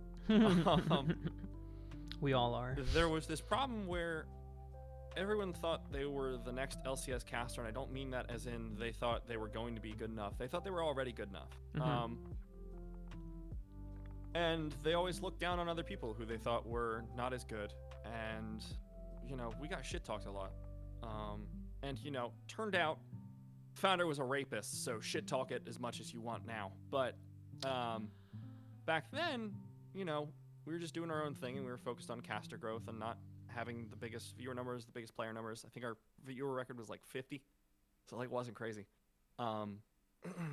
But you know, I didn't really get along with anyone back in the amateur scene back then because they were all so focused on saying how good they were and like bringing other people down who they thought weren't. And that was not an environment I wanted to be involved in. Yeah. And then I made it to the LPL, and reportedly, a lot of people in that scene were not happy about that. Which, sorry. It's a job interview. I got it. Like, I don't know what to say, man. It's not my fault. Oh, yeah, like... I spoke Chinese. Like, what do you expect? And it was, you know, yeah, that was definitely a part of why I got it. You know, was the fact that I spoke Chinese. But a lot of them were like pissed off because they thought they were better. And I think that is an unhealthy way to look at things because there are definitely gigs like NA Twitch Rivals. Josh got it. And if I look at that as saying, man, fuck that guy. Joshi, never heard of him. Walmart Jat, he's not even Walmart, he's Kmart, bitch. That'd be super fuck up. I was happy for him, man. I've seen Joshi casting since he did LJL like years ago. Back in 2017. And I remember that before I even went man. off to the LPL. He deserves that success, and I'm happy for him, and I'm happy to see him succeeding. And instead, you know, if I want that gig, instead of looking at, oh, Joshi shouldn't have got it, he didn't deserve it. First off, to quell any ideas of opinions people might think I have, he 100% deserves it. Fucking damn right. But Joshi's instead, the king. You look at that as saying, if you want that gig, why didn't I get it? Why did they choose him over me? And a lot of people like to, just like in League of Legends, a lot of people like to default. Well, it was just because I'm in ELO hell. I'm in casting ELO hell. It's like, no. Joshi is an established person in the scene. Yeah. He's been working for years. He's incredibly polished. And I would say if the LCS is looking for a color caster who does exactly what the LCS color casters already do, Joshi should be your first port of call. If you want to keep the LCS culture the same, I think Joshi is the best person suited for that. You know? And that was probably what they were looking for. Whereas there are other gigs I know that I have gotten hired for over other people because of what I uniquely bring to the table that other people don't. They're just like, if we bring a straight analyst onto this, it'll be a shit show because these games, these are like gold players. Yeah. So they hire me because I work with shit shows. I am a shit show. I know how to work with them. We are all shit shows here. Right, and that's, you know, I think that's a healthier way to do it, and it's a healthier way to build a community that can work together. Because yes, we are all ultimately competing for the same very limited number of jobs, but esports is growing. You know, and I think it benefits everyone to have a more compassionate, cooperative mindset. This is always how I've thought, but finally, people actually listen to me when I say things. Now that I have a resume to back it up, Woo! I think that's I think that's the way to grow, because I mean that is how I grew as fast as I did. Yes. You know, was because I was collaborative, was because I did listen, because I did talk to people and I reached out. And I think that is how we should all treat casting, because while we are factually in competition, I think the backstabbing hurts everyone. You know, the being shitty to each other hurts everyone, because on the person who's being shitty, you're being shitty. But you're also stagnating your own growth. There is value in having a fresh set of eyes. There is value in mentoring. Yes. I've always found that. Yes. Having a fresh set of eyes, seeing how they approach casting and the questions they ask, make me reassess things that I have thought of as dogmatic principle. They make me think as the pillars of casting. One of them was that play-by-plays need to be loud. Not actually true. Nope. Not at all. You know? And it's very powerful for, like, if you're in the finals, grand finals, best of 5, 5th game, you better be loud. You don't have to be, but you need to have a change in volume. Anders and Semler in CSGO established this by starting with tension and then relieving that tension. The loudest they get is somewhere around here. It's not very loud. Yeah. But because they were talking like this throughout the previous round, gotta smoke. They have all 5 members up. They're gonna have to push through mid. They're not gonna be able to find it. It looks like they're pushed back through bathrooms. They were able to get at least one pick. Looks like Hiko's going around from the side. And like that is how they establish tension instead of starting from energy. In casting, I don't know if this is the official term. What I've come to view it as point of reference or frame of reference, because, and when I had feedback from both Pulse when I applied for LPL back in 2018, and then when I had a more extensive VOD review with Alex Opal in 2019, the biggest things was that if you are establishing a frame of reference where you're already starting up here, then you have no room to grow unless you really push yourself. So, because you've already established, all right, this is the baseline right here at a 5. So that means you only have up to a 10. But if you go up to a 10 on something that should have just been a 5, then when that actual 10 moment happens in the fucking game, like it's a Baron steal in a best of 5, game 5 against all odds on the cusp of a reverse sweep happening, that's what you saved the call for, but you used it for like a skirmish in the river at 15 minutes. Whereas you can still make something exciting early on if you are natural. Like, my problem was I naturally like getting excited about fighting early on, because my point of reference is that, wow, these players are so much better than me. So like when they do shit that like at now I come to expect as standard, for me I was like, holy shit, that was so cool. And so I get naturally excited about it. But as you said, Nightberry, if you start off here with your point of reference and you start working your way up and you go just right about here and then you back off, you still made that cast exciting, but you didn't have to like go through your range at all. And it's hard for people to get a grip on, because energy is like really complicated, because you can make a broadcast with the same volume sound energetic or dead. And that is all on inflection. It's all on how, yes, you know, there's a lot of factors. There's inflection, there's pitch, there's volume, there's speed. If I just talk like this about a play that's going on in the bot lane, okay, Caitlyn landed, there's the headshot, 90 caliber net, oh nice, got the kill. So there's 2 ways I can make that more exciting. If I just go, Caitlyn looking down in the bot lane, we'll be able to land the trap, there's the headshot, and the net follows up, there's the kill. A little bit better, just with that. I only sped up like 10%. So energy is a really complicated thing, but the easiest way to express energy is to just get loud. So that's what everyone does. Yeah. Because thinking about those other things is difficult. That's not like disparaging anyone. That's just like the natural path of learning how to cast. And I think it's things like that that are interesting. My biggest piece of advice to anyone who's learning how to cast is figuring out why people do things the way they do, because, you know, rather than I just straight up disagree. copy it. Yeah, I disagree with a lot of choices commentators I really respect make. Hysterics. I worked with him for a full year, and he and I didn't see eye to eye on a lot of tenets of play-by-play because we just had two incredibly different styles. Both of you have two different capabilities Yeah. of voice as well.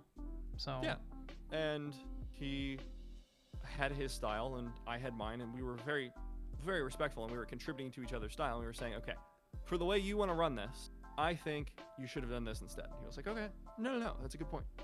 And I think that's important, especially for when you're reaching out for feedback. You have to think about,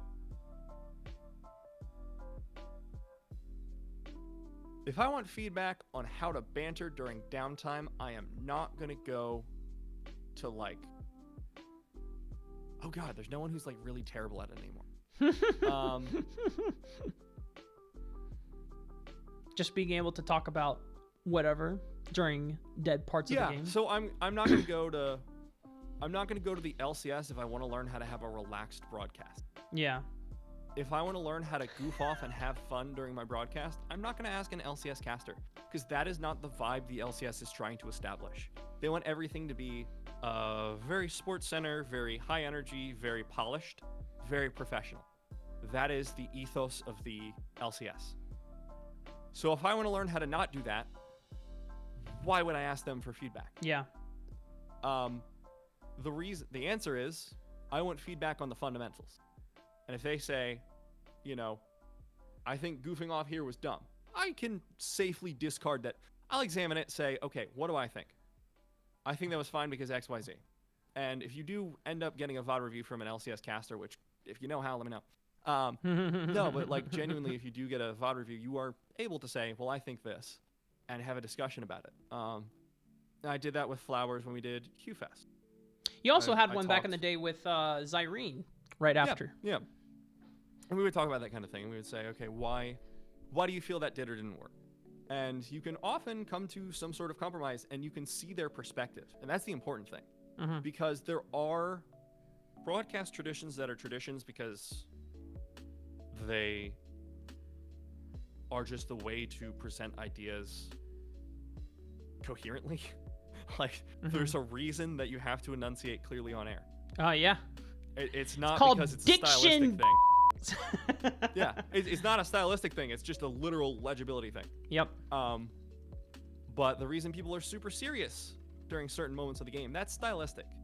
And the LCS has a very homogeneic style. And they've made massive strides this year to try and break that a little bit, and have started working towards that. But they definitely had a fairly homogeneic style initially. So if you're doing something and you're asking, and someone says, hey, don't do that, think about why. And I think that's the most productive way to develop your casting, to set aside fundamentals, set aside stylistic. And fundamentals you can always be improving on. There's a lot of fundamentals I need to keep improving on. But stylistic is something that you need to make your own decisions on. No one can tell you what your style is. Sorry. Yeah. And that was something that I fucked up with a lot in my career. Like, even in the LPL, I didn't lean heavily enough into my own style, except when it was like third place matches. Then I just fucking let loose. Those are my most fun casts ever. JDG versus FPX in Spring Split 2019. One of my most fun casts of all time. I literally did a Count impression from Sesame Street during a team fight. It was awful. It's the most fun I've ever had.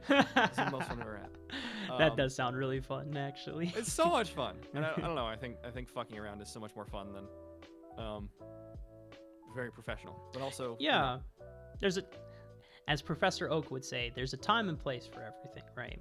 In some situations, it's not now, but I agree, and so before we came on and we turned this into a casting theory podcast, which I very much love, and I actually now am curious about if everyone is enjoying this. I know APA did a huge fucking solid for us and sent a bunch of viewers our way, but the fact that there's still a few of you hanging around and enjoying the conversation, I think this is something that I really enjoy talking about, because first of all, anytime when it comes to streaming, and doing just chatting streams where we get to talk, I think is the most universally receptive, but also just it feels like I'm definitely comfortable with, because if we're talking about casting theory, this is something where we can not only engage and bring up a lot of insightful experience that we have,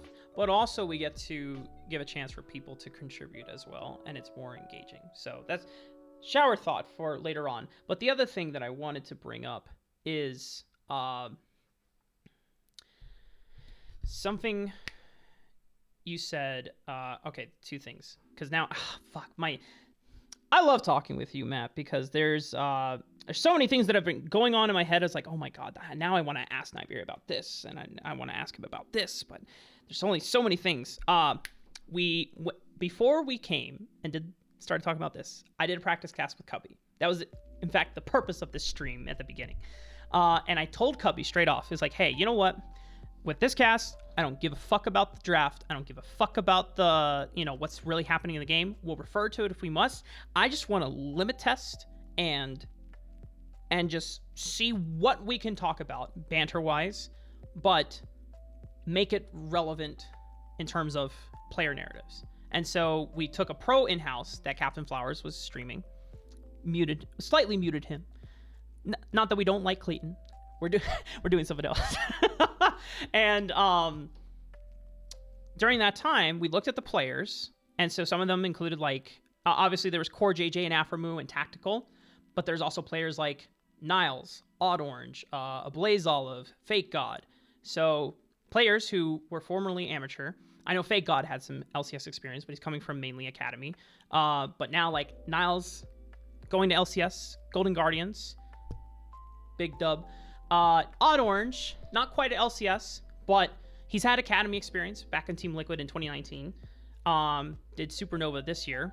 And so one of the things, Foxy, come here, girl. Foxy.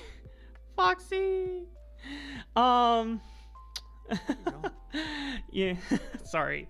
Foxy, we stand for Foxy in this chat.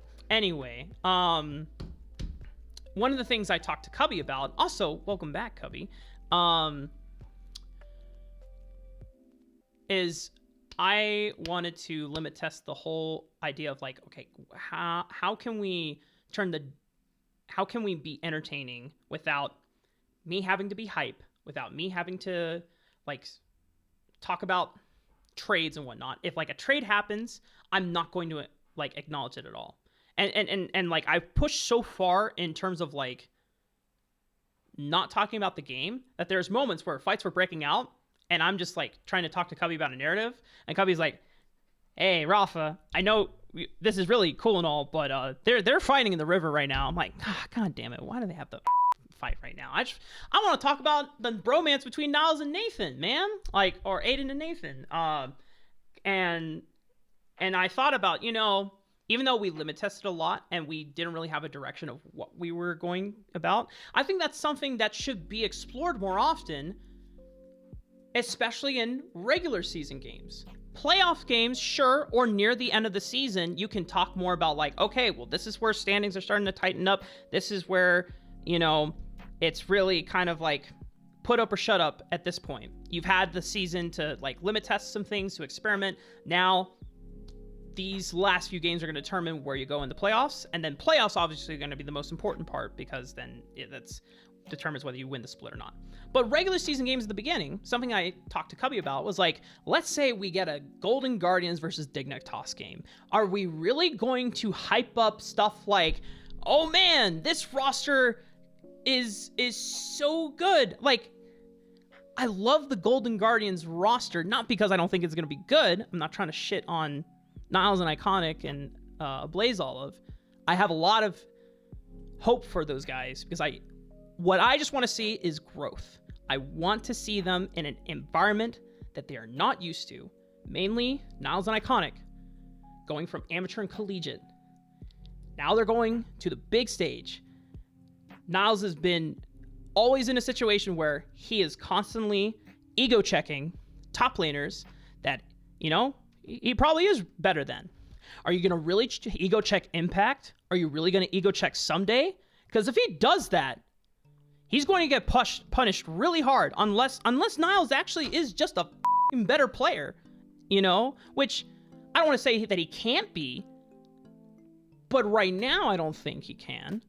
And so when it comes to setting up narratives like that for regular season games, I don't think it should be harped on about like, oh, let's see how these champions play out. Did the composition, well, we got a split push composition going on, so let's see how Niles is able. I just want to talk about, okay, well, what is the relationship between Niles and the rest of this team? What is his experience like coming out of a collegiate scene going into this game, and how does that reflect in the gameplay, rather than how does his personality reflect?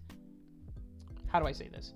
Like, I want to see how his experience and his personality is reflected in gameplay than vice versa, right?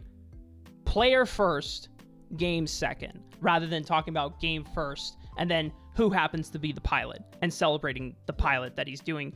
Like, I don't want to talk about, oh man, Riven is such a hard champion, and obviously, Niles is just showing why he has the mechanics to do that. I would rather say, God, Niles is such an overconfident player, but the fact that this confidence is allowing him to actually excel on a pick like Riven, if he were to do that, for example. And I think that concept of when we had a chance to talk to Returned, who he's admitted he is nowhere near like great in terms of casting mechanics. What made him popular was that he was one of the only casters that talked to players and that brought up their narratives and crafted narratives for people to follow, because that's why we're watching the games in the end. I mean, yeah, we all like League, but we stay for the players. We stay for the people behind the computer screens. We stay because we want to know who they are and we want to see progression and growth. We're watching a fucking anime, man. We got to see that character arc. Yeah, I honestly, this is something that I started working into my casting at the end of LPL and like haven't had a chance to work in more recently, because the normal way I do it is just by looking at interviews. But I just like, there's some parts of League that just like bore the shit out of me. And it's not to say I don't love League. Like, I still fucking play the game after nearly a decade. So like that should be enough evidence on its own.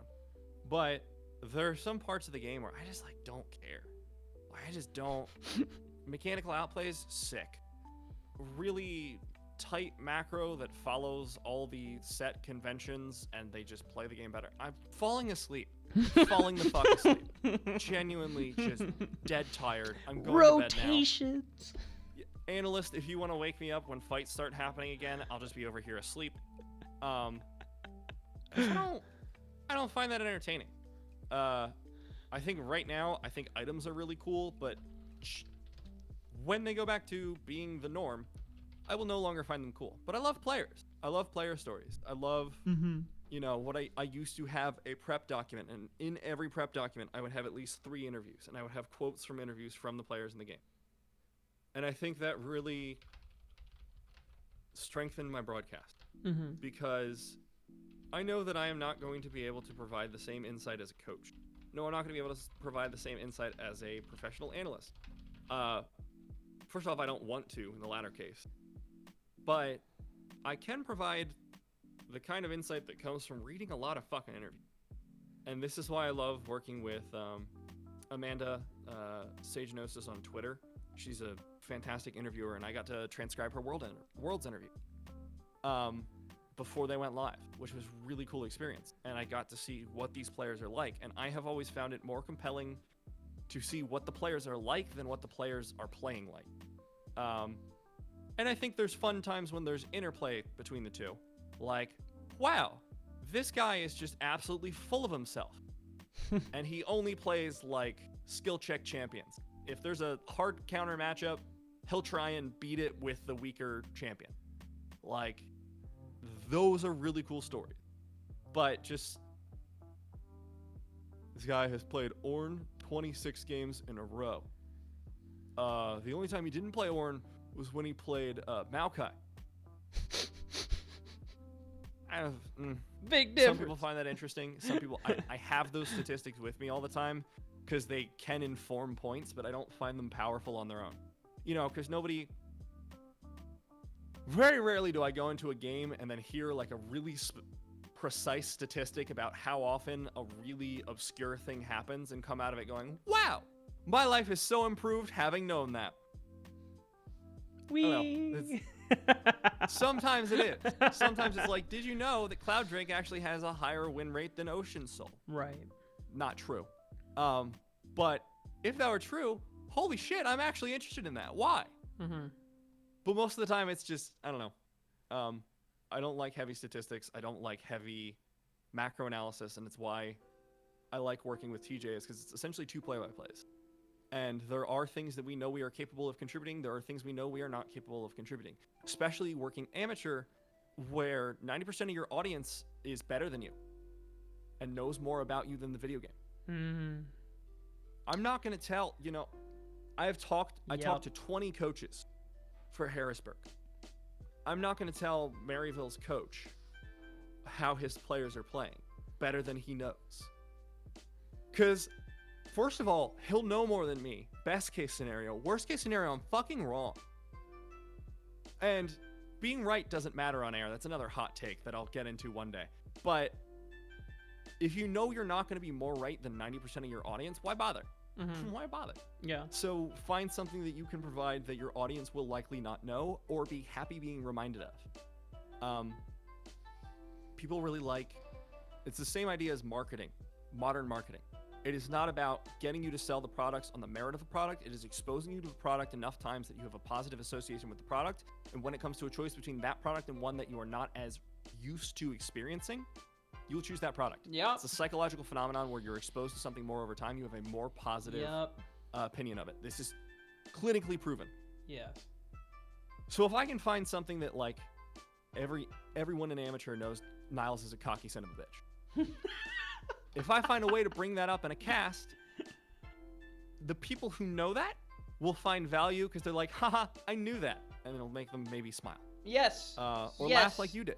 Mm-hmm. If they don't know that, they now know something more about the player that will inform that player's gameplay and informs that player's personality, and it builds their story further. Oh, you are boosting my serotonin levels, because that is exactly what I told Cubby, and I'm like, oh yes, a smarter person has verified the very thing I just said 2 hours ago. Ah, yes. Okay, sorry.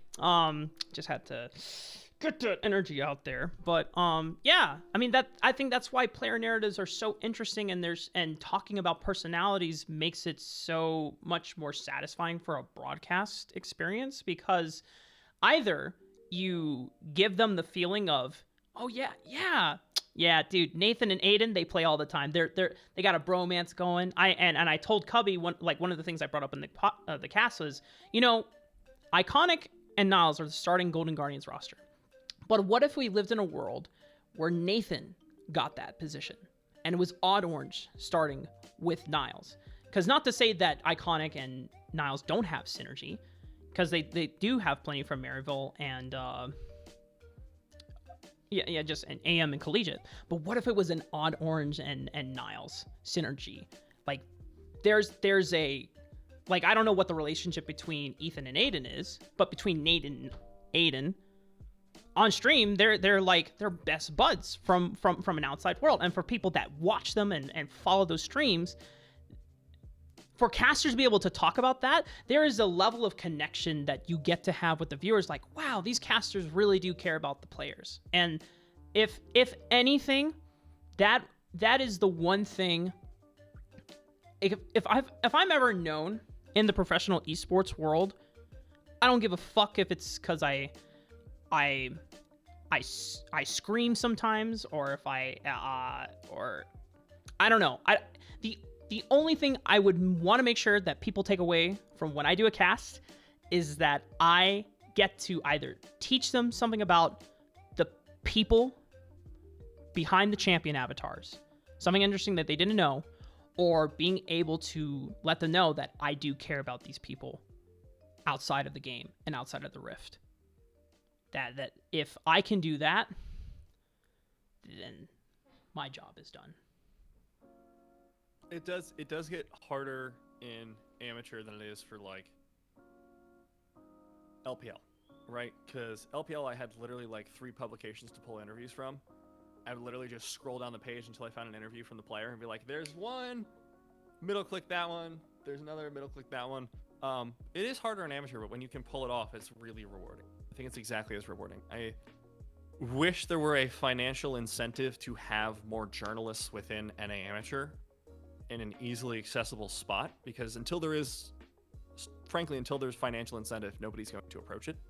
You're not going to have publications publishing SGC player interviews, at least not for the next year, maybe 2022, they'd consider it. Sure. Depending on how well this year's expansion goes. But that is, I think, genuinely something we miss here in NAM. And it sucks. But you can get it by like watching streams, but it's not quite the same, because I think a good interviewer can bring out something that the player would never of their own volition say. Not because they've been like tricked into it, but because they wouldn't even think of getting to the thought process that results in them saying that. But you can get so many good insights from a good interview. And that is something I definitely have been missing this past, is just being able to say, you know, I remember one interview from Sinodragon. They were talking about their team macro. Now, I don't know if you watched the LPL at all in 2019, but Sinodragons were a brand new team, brand new org, just in off the LPL expansion, that had been in the LDL. They got promoted. They were kind of shit, except if you gave their AD carry Kaisa and their top laner Changhong Sion. Especially if you gave Changhong Sion. Mm-hmm. And I was always fascinated by this because they were really good at team fighting. They were really, they would blow out literally any team. They could blow out RNG if they gave them a team fight on their terms. Like, that is the level of team fighting gods they were. But they sucked at everything else. Like, yeah. Except for Xiaopeng, who was like the most aggressive jungler. He was the closest to a carry jungler we've had in the past 2 years. What was really cool, though, was I found out why that happens from an interview ScoreGG did. They were talking to, I think it was Xiaopeng, about their team fighting.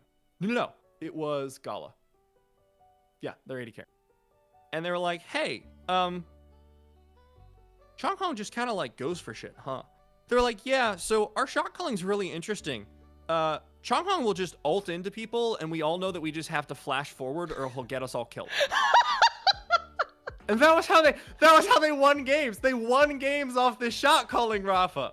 They literally won games by Changhong just going in and everyone else being like, fuck, if we don't follow up, he's gonna just int. And because he was so good at seeing engages faster than the rest of the team could. So every time he went in, they knew, okay, this is an engage, we have to commit 100%. This is my favorite thing about the LPL, is that every team has that attitude, but none of them exemplified it better than SDG. Because Changhong would just like, you'd hear the Scion train a-coming, and they'd be like, choo-choo, everybody, pop on, I guess. Sure, we're diving between a tier 2 and the inhibitor, why not? And they'd win the fight. And that was like, those are the things that I really miss having. Yeah. Because it's something you'd never hear outside an interview. God, we need interviewers. We need more interviews. Yeah. No, I 100% agree. Something that I wanted to do more had I was not busy with school this semester was exploring more player focused content. Like, if it wasn't just based on what research that I could find, is actually being able to meet them or talk to them, being able to understand player incentives, natural tendencies, how that is reflected into the game, or maybe there's something about their personal life that they're able to escape through or be able to emulate that they've always wanted to pursue, that they get to do in game.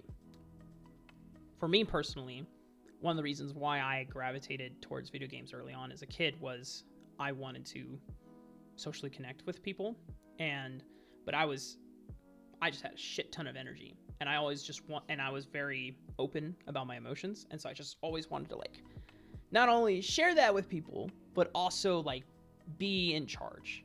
I don't like to be a dictator, but it felt good to be in a leadership role and to have people's trust that you can point them in the right direction. And I think that's why over the years I've gravitated more from a leadership role to a mentor role in some cases, because I like being able to use my experience to help people not make the same mistakes that I did, if I can help it. Like if I can point people in the right direction, then it'd be nice. Also, thank you, Tiff, for the raid. Thank you so much. Welcome everyone from Little American Pumpkin Stream.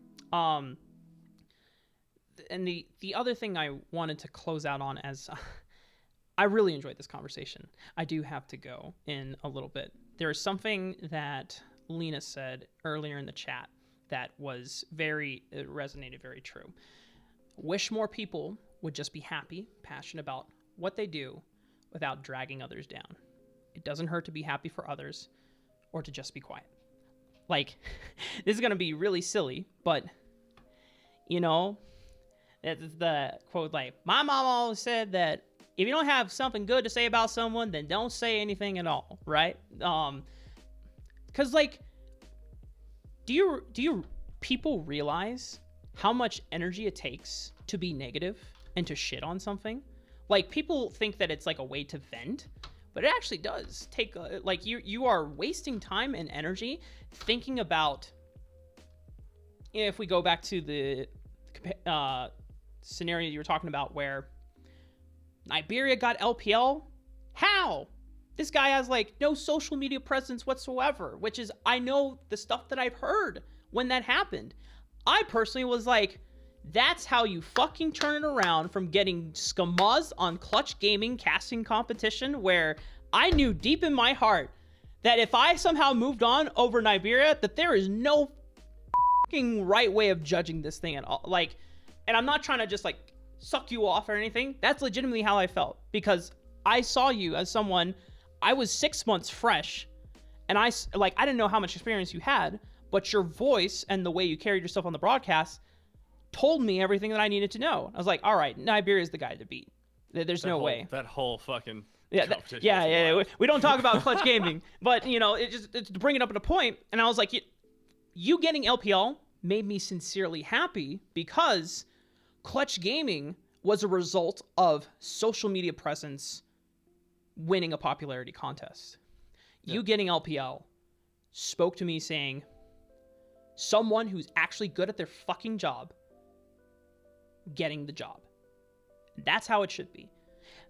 But on the same token, when people think that they should have gotten the job, there should not be energy wasted on, how did he get it? Like, I do this as well. How come I did? It's like, you can never grow if you I still do it. Like... Yeah. No, I mean, it happens time to time. You know, like, we're not perfect. There's times when we compare ourselves to people just out of pure habit. But you will never grow if you constantly compare yourself to others, because they're not you. They never were you, and you will never be them. They're a product of completely different circumstances, ranging from personal, familial, environmental, cultural, traditional. Like, you just can't.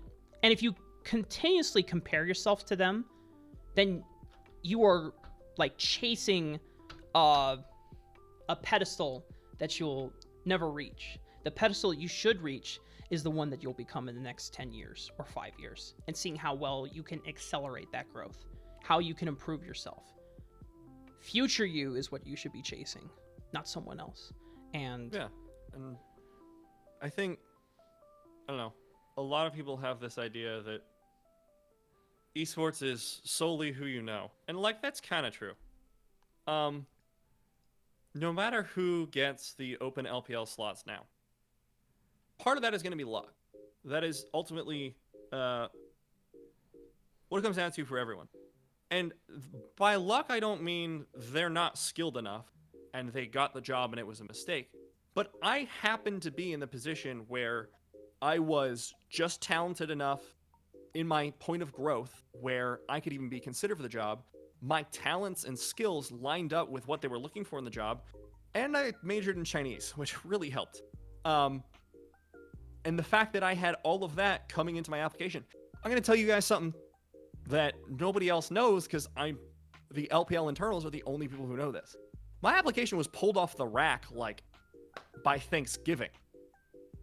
They had dozens of applications they ran through. They ended up pulling mine. They were like, okay, let's try this. Eventually, they got around through everyone. But there was a chance I could have gotten pulled in earlier, later, after they'd already found someone else. That is luck. And all we can do, if your goal is a major region broadcast, all you can do is make sure that when that time comes for you, you are as ready as possible for it. There is always going to be some minutia of chance involved in anything in the entertainment industry. Yes. Because that is just how these industries work. And that is what esports is. Yes. It is not a pure meritocracy, because that is literally impossible. Because casting is also very subjective. Yes. But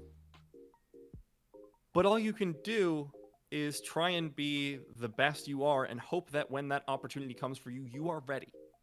And that is what you need to look for. That is what you need to try and do. And if you focus only on that, you'll be a lot less disappointed when you don't get something. Yeah. And it's hard to remind yourself of that all the time. I still do it sometimes. Like, literally my first thought when I saw Josh getting Twitch Rivals was, why did he get NA and I have EU? How did that happen? But my second thought was, you know what? Good for him. And I got EU. I should be shutting the fuck up anyways. Like, that was the end of it. And then from there I was like, hell yeah. And I think that's, your first instinct isn't what defines you and the way you handle things. It's the thing that comes immediately after that. Because all of us are going to have that gut reaction when we don't get a gig of, fuck. Really? It's what you do after that matters. Yeah.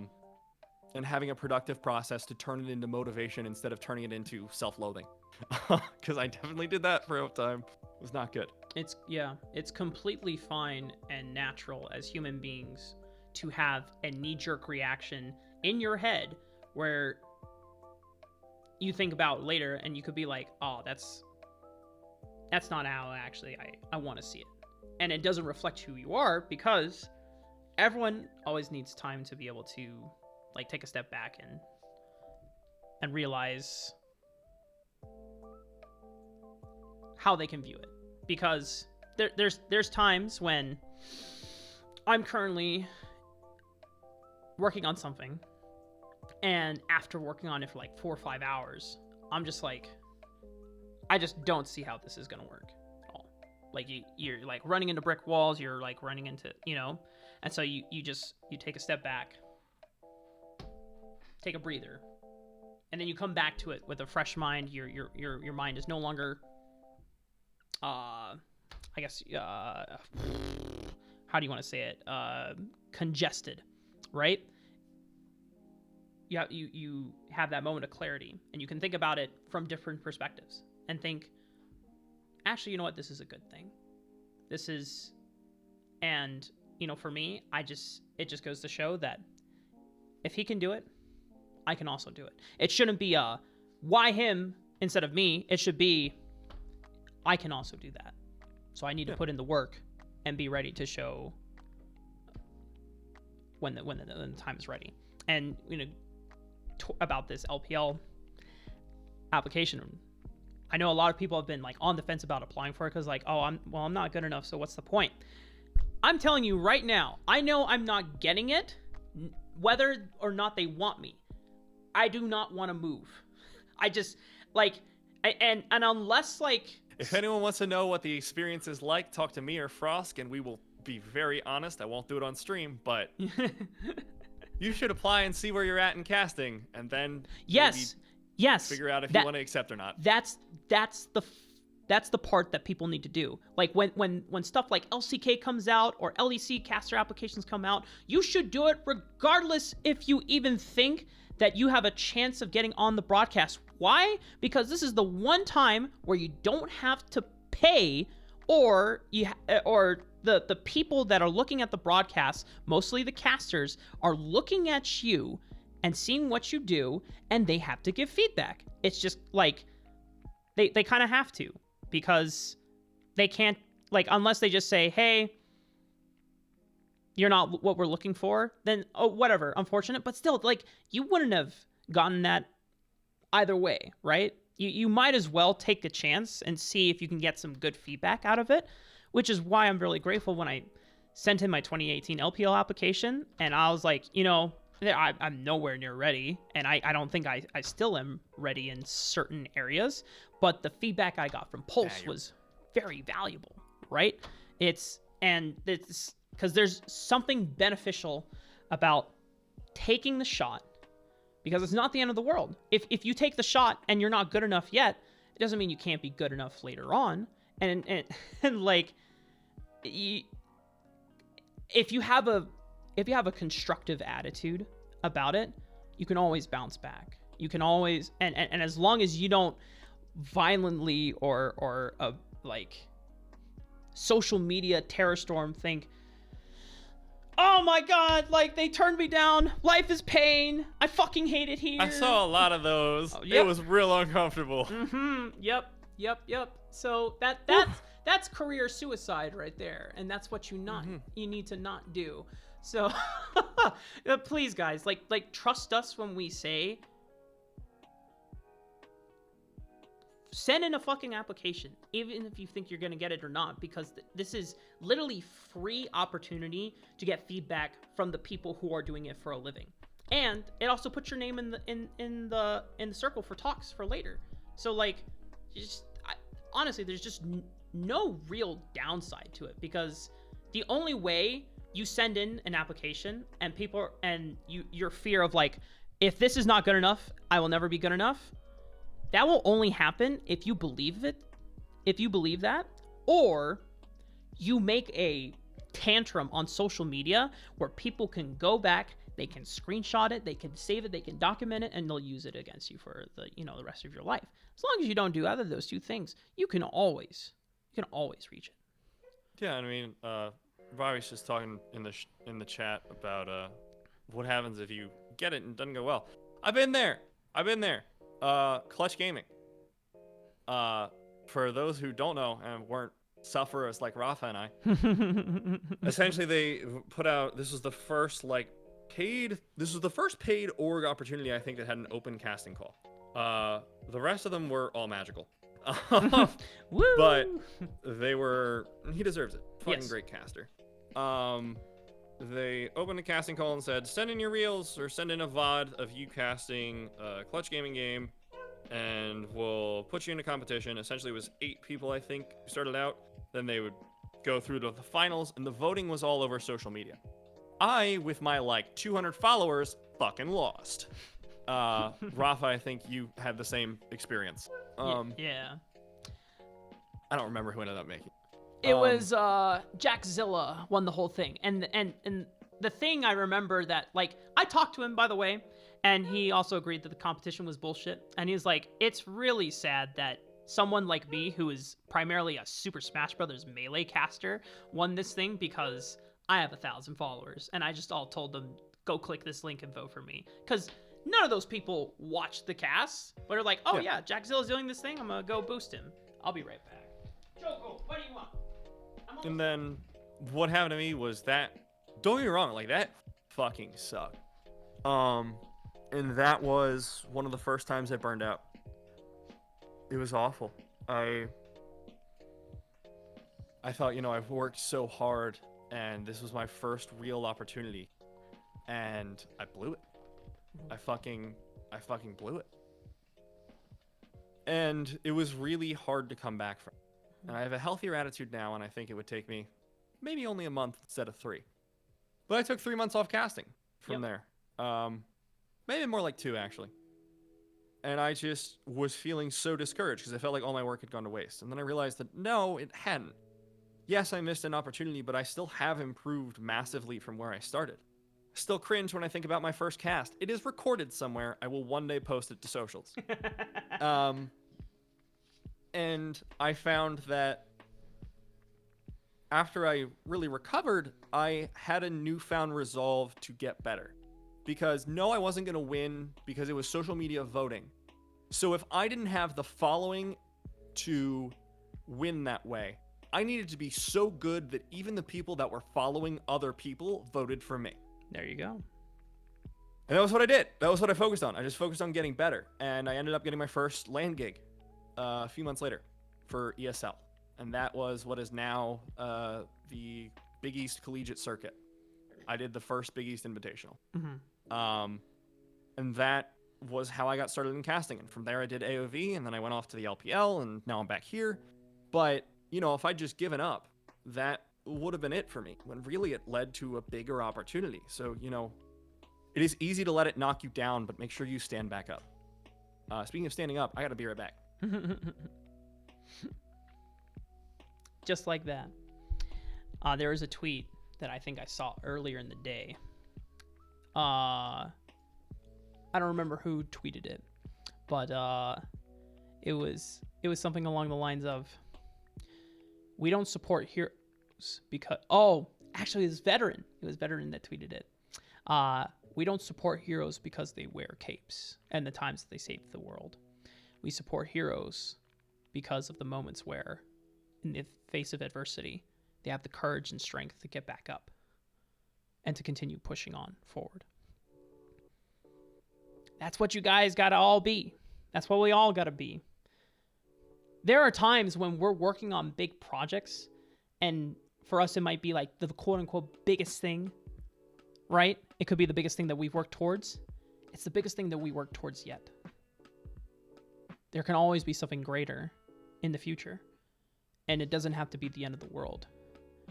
Because if you continue letting fear control what you do or don't do, then you go nowhere. You just stay sedentary in one place. So, and like me and Matt said, you know, we do it every now and then. We're not perfect. We recognize it. And so we try to do our part in making sure others know that they're not alone in those self-doubts and those feelings, and that it is completely okay to, if sometimes if you need an extra hand in being able to get back up, there's no shame in that either, you know. So,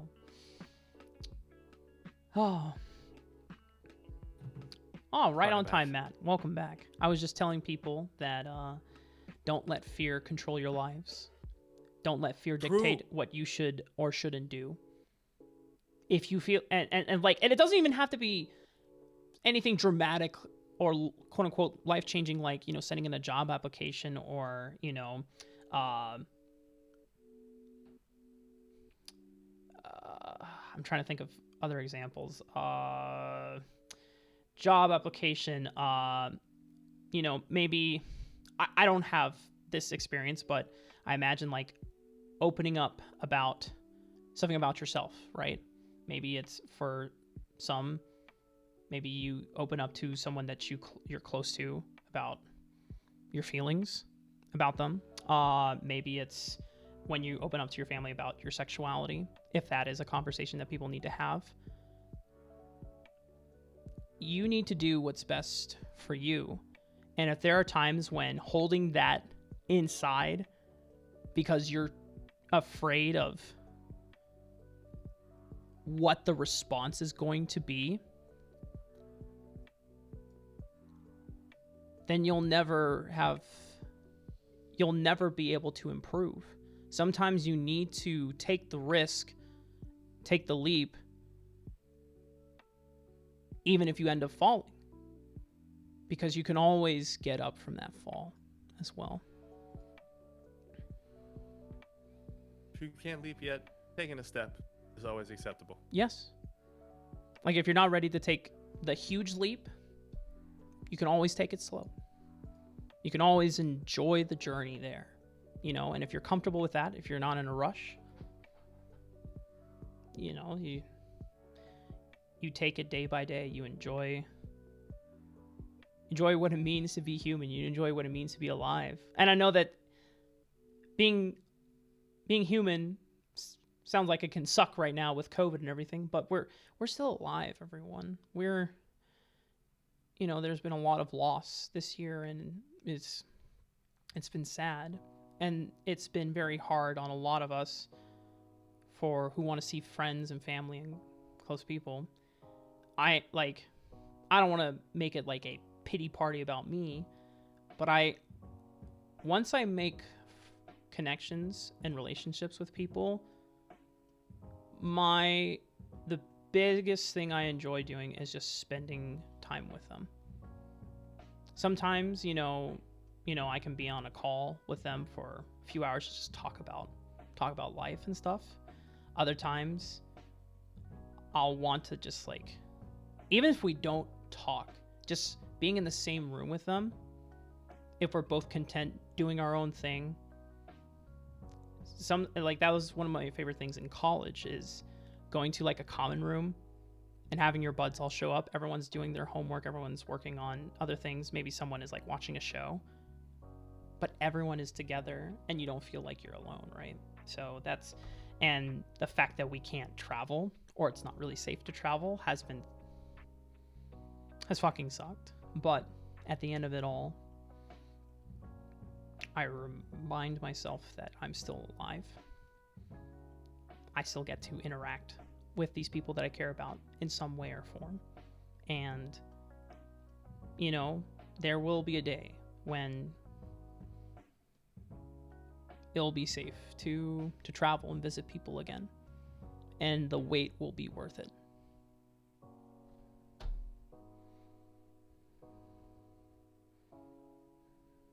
So, it's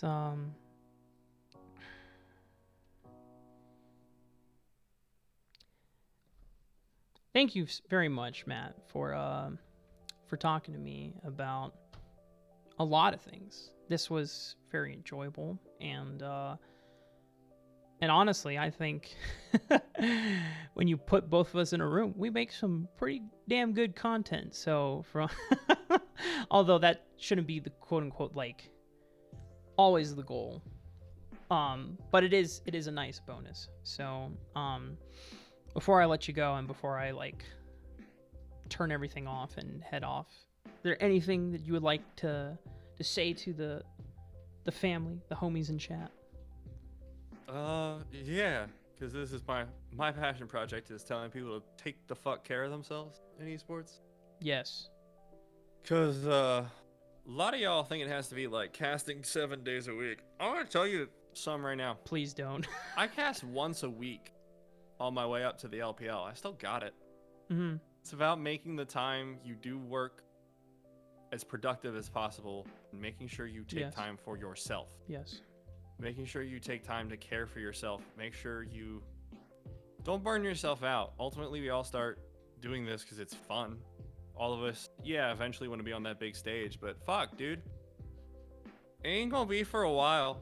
Realistically, LCS isn't gonna be expanding anytime soon. Mm-hmm. So, in the meantime, make sure you're not burnt out by the time there are bigger opportunities, by the time there are more chances. Esports is continuing to expand, getting deeper, but it's staying narrow, which means League of Legends is going to have a lot more opportunities. I forget who it was, but I was looking in a chat and someone was like, yeah, what's his face just did 7 days of casting in a row. Haha. I'm like, because it's not productive. Yeah. If you're just doing it to have a blast, hell yeah, live your life. But if your goal is to get better, if your goal is to become a better caster, if your goal is to become, a professional, you got to make sure you take care of yourself along the way, because nobody wants to listen to a burned out caster who's on their 7th broadcast of the week and is getting late into a best of 5 and sounds like they want to kill themselves.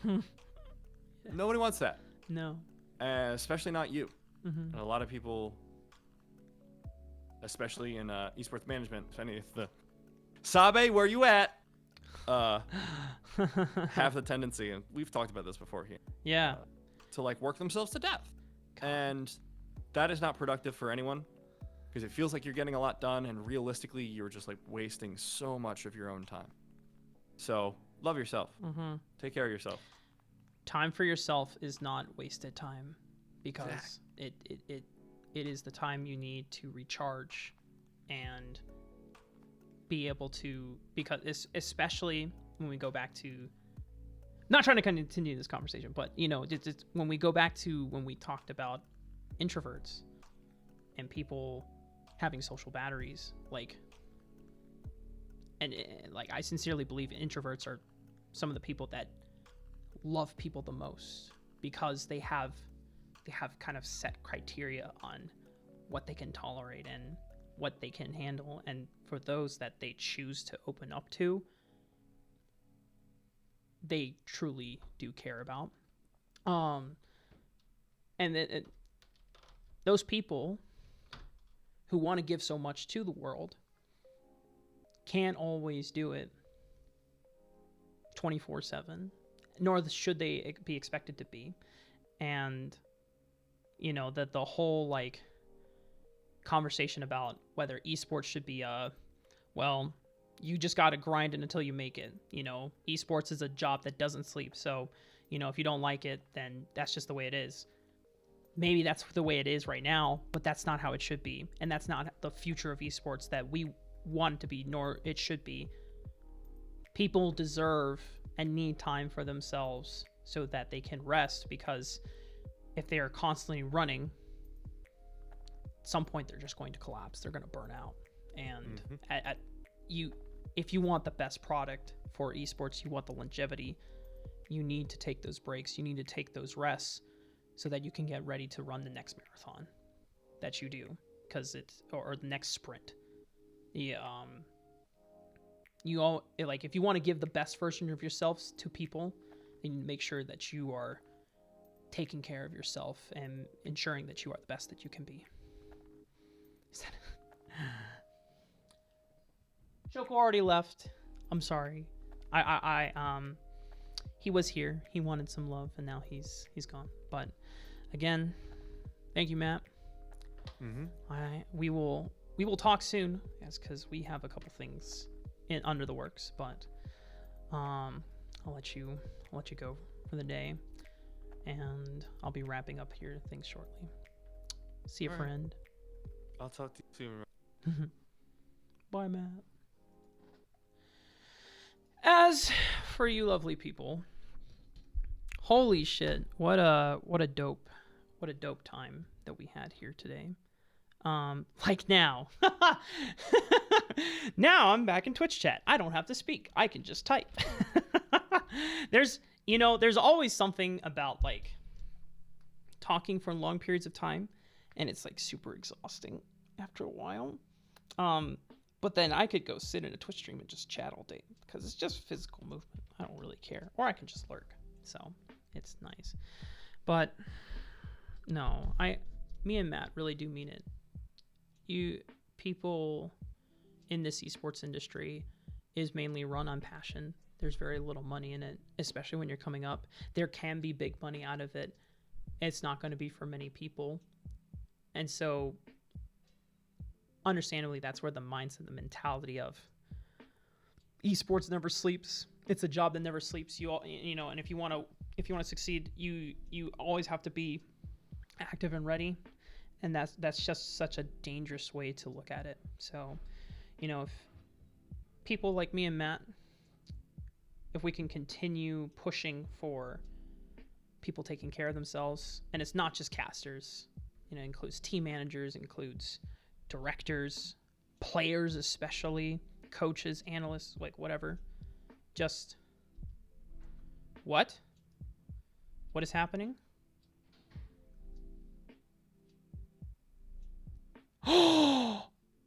Oh, Cloud9 has there it is. Oh my god.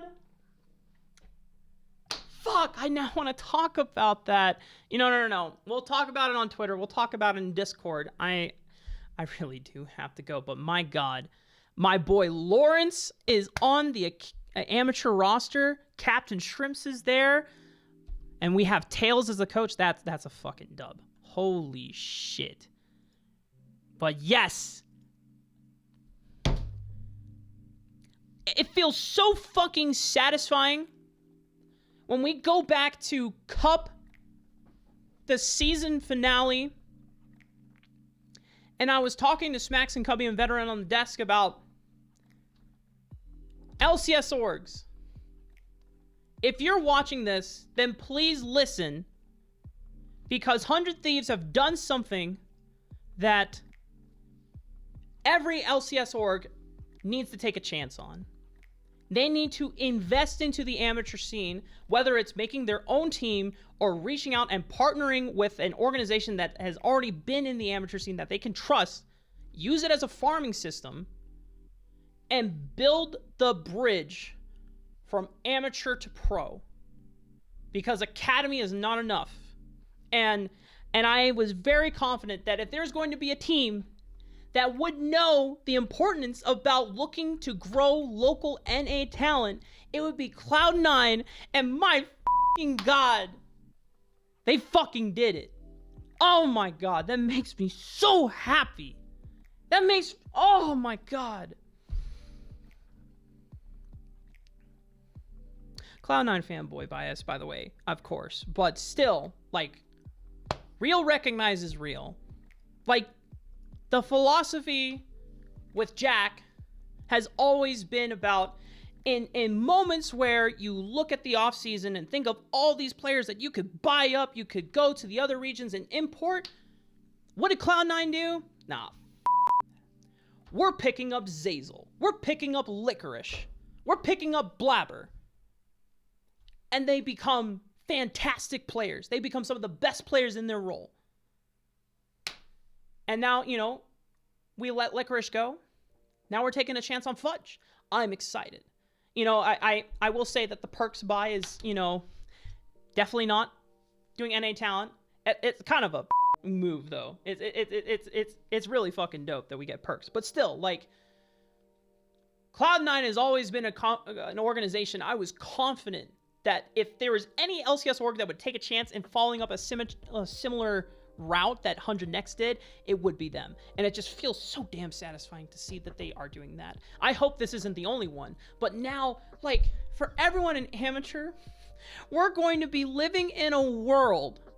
We're going to be living in a fucking world where we are putting on amateur broadcasts. We're going to be in the UPL, we're going to be in Cup, we're going to be in Risen, we're going to be in Focus, whatever. And we're going to see 100 Thieves versus Cloud9 and our little rinky-dink grassroots ecosystem. That just...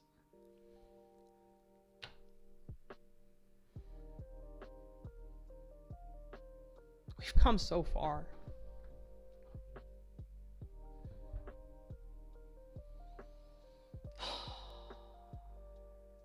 Fuck, man. God,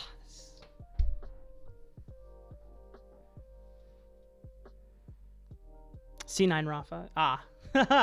That would be the dream.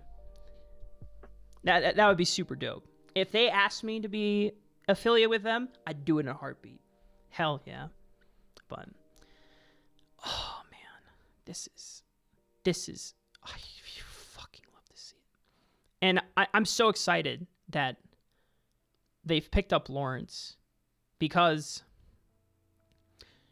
you know, funny enough, from my experience with Cloud9 training grounds and them trading up, you know, working with all the young kids in there, Lawrence has been one of the coaches in that training grounds. So I think it's really admirable that his experience showing how he can develop and coach is now being used here in a light where Cloud9 recognize he is valuable. Because Lawrence is a really good player. Requires development like the rest of the people on this amateur roster, but this is a chance where we get to see it. This is fucking awesome, man.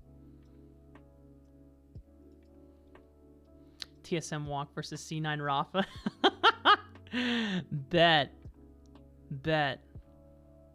You know, the funny thing about TSM is that they were the first team I ever watched. Like, the very first League of Legends game I ever watched was in my friend's dorm room, and like I knew about League, but I just started playing, and he was watching Complexity versus TSM season 2 or season 3 at the very beginning of spring, and Wild Turtle was subbing in for Chaos, and I had no idea what that was or what that meant, but I came into the room and they were pushing on the bottom side of the map, and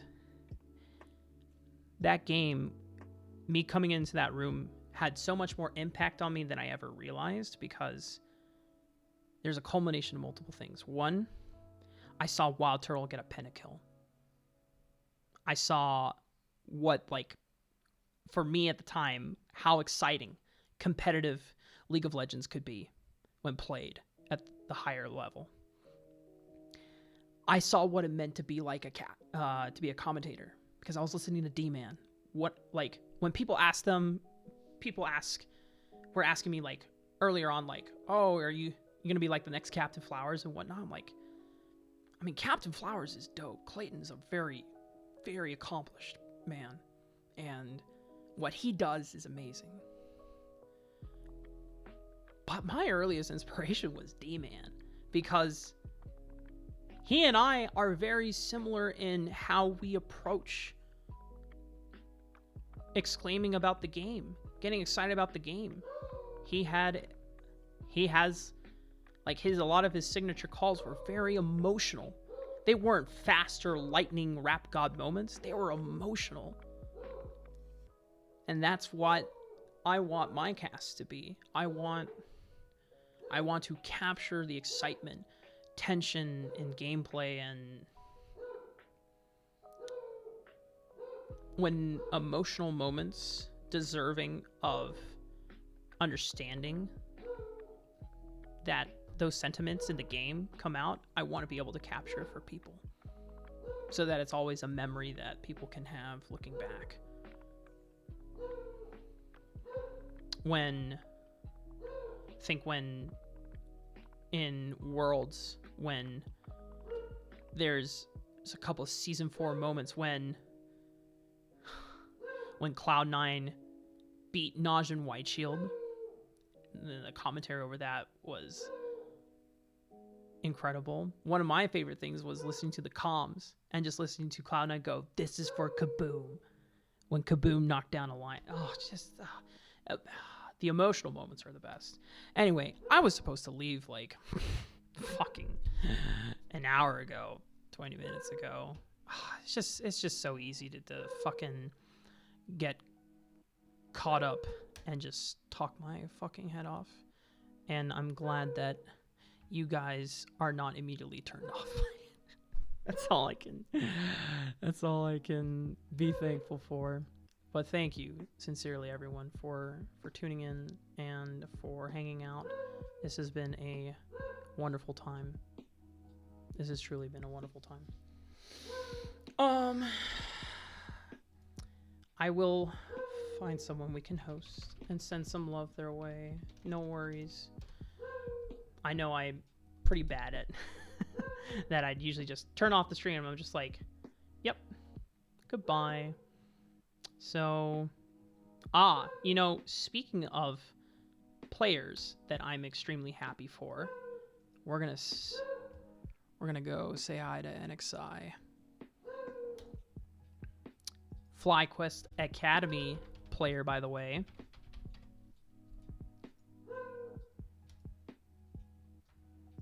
I'm gonna see how he's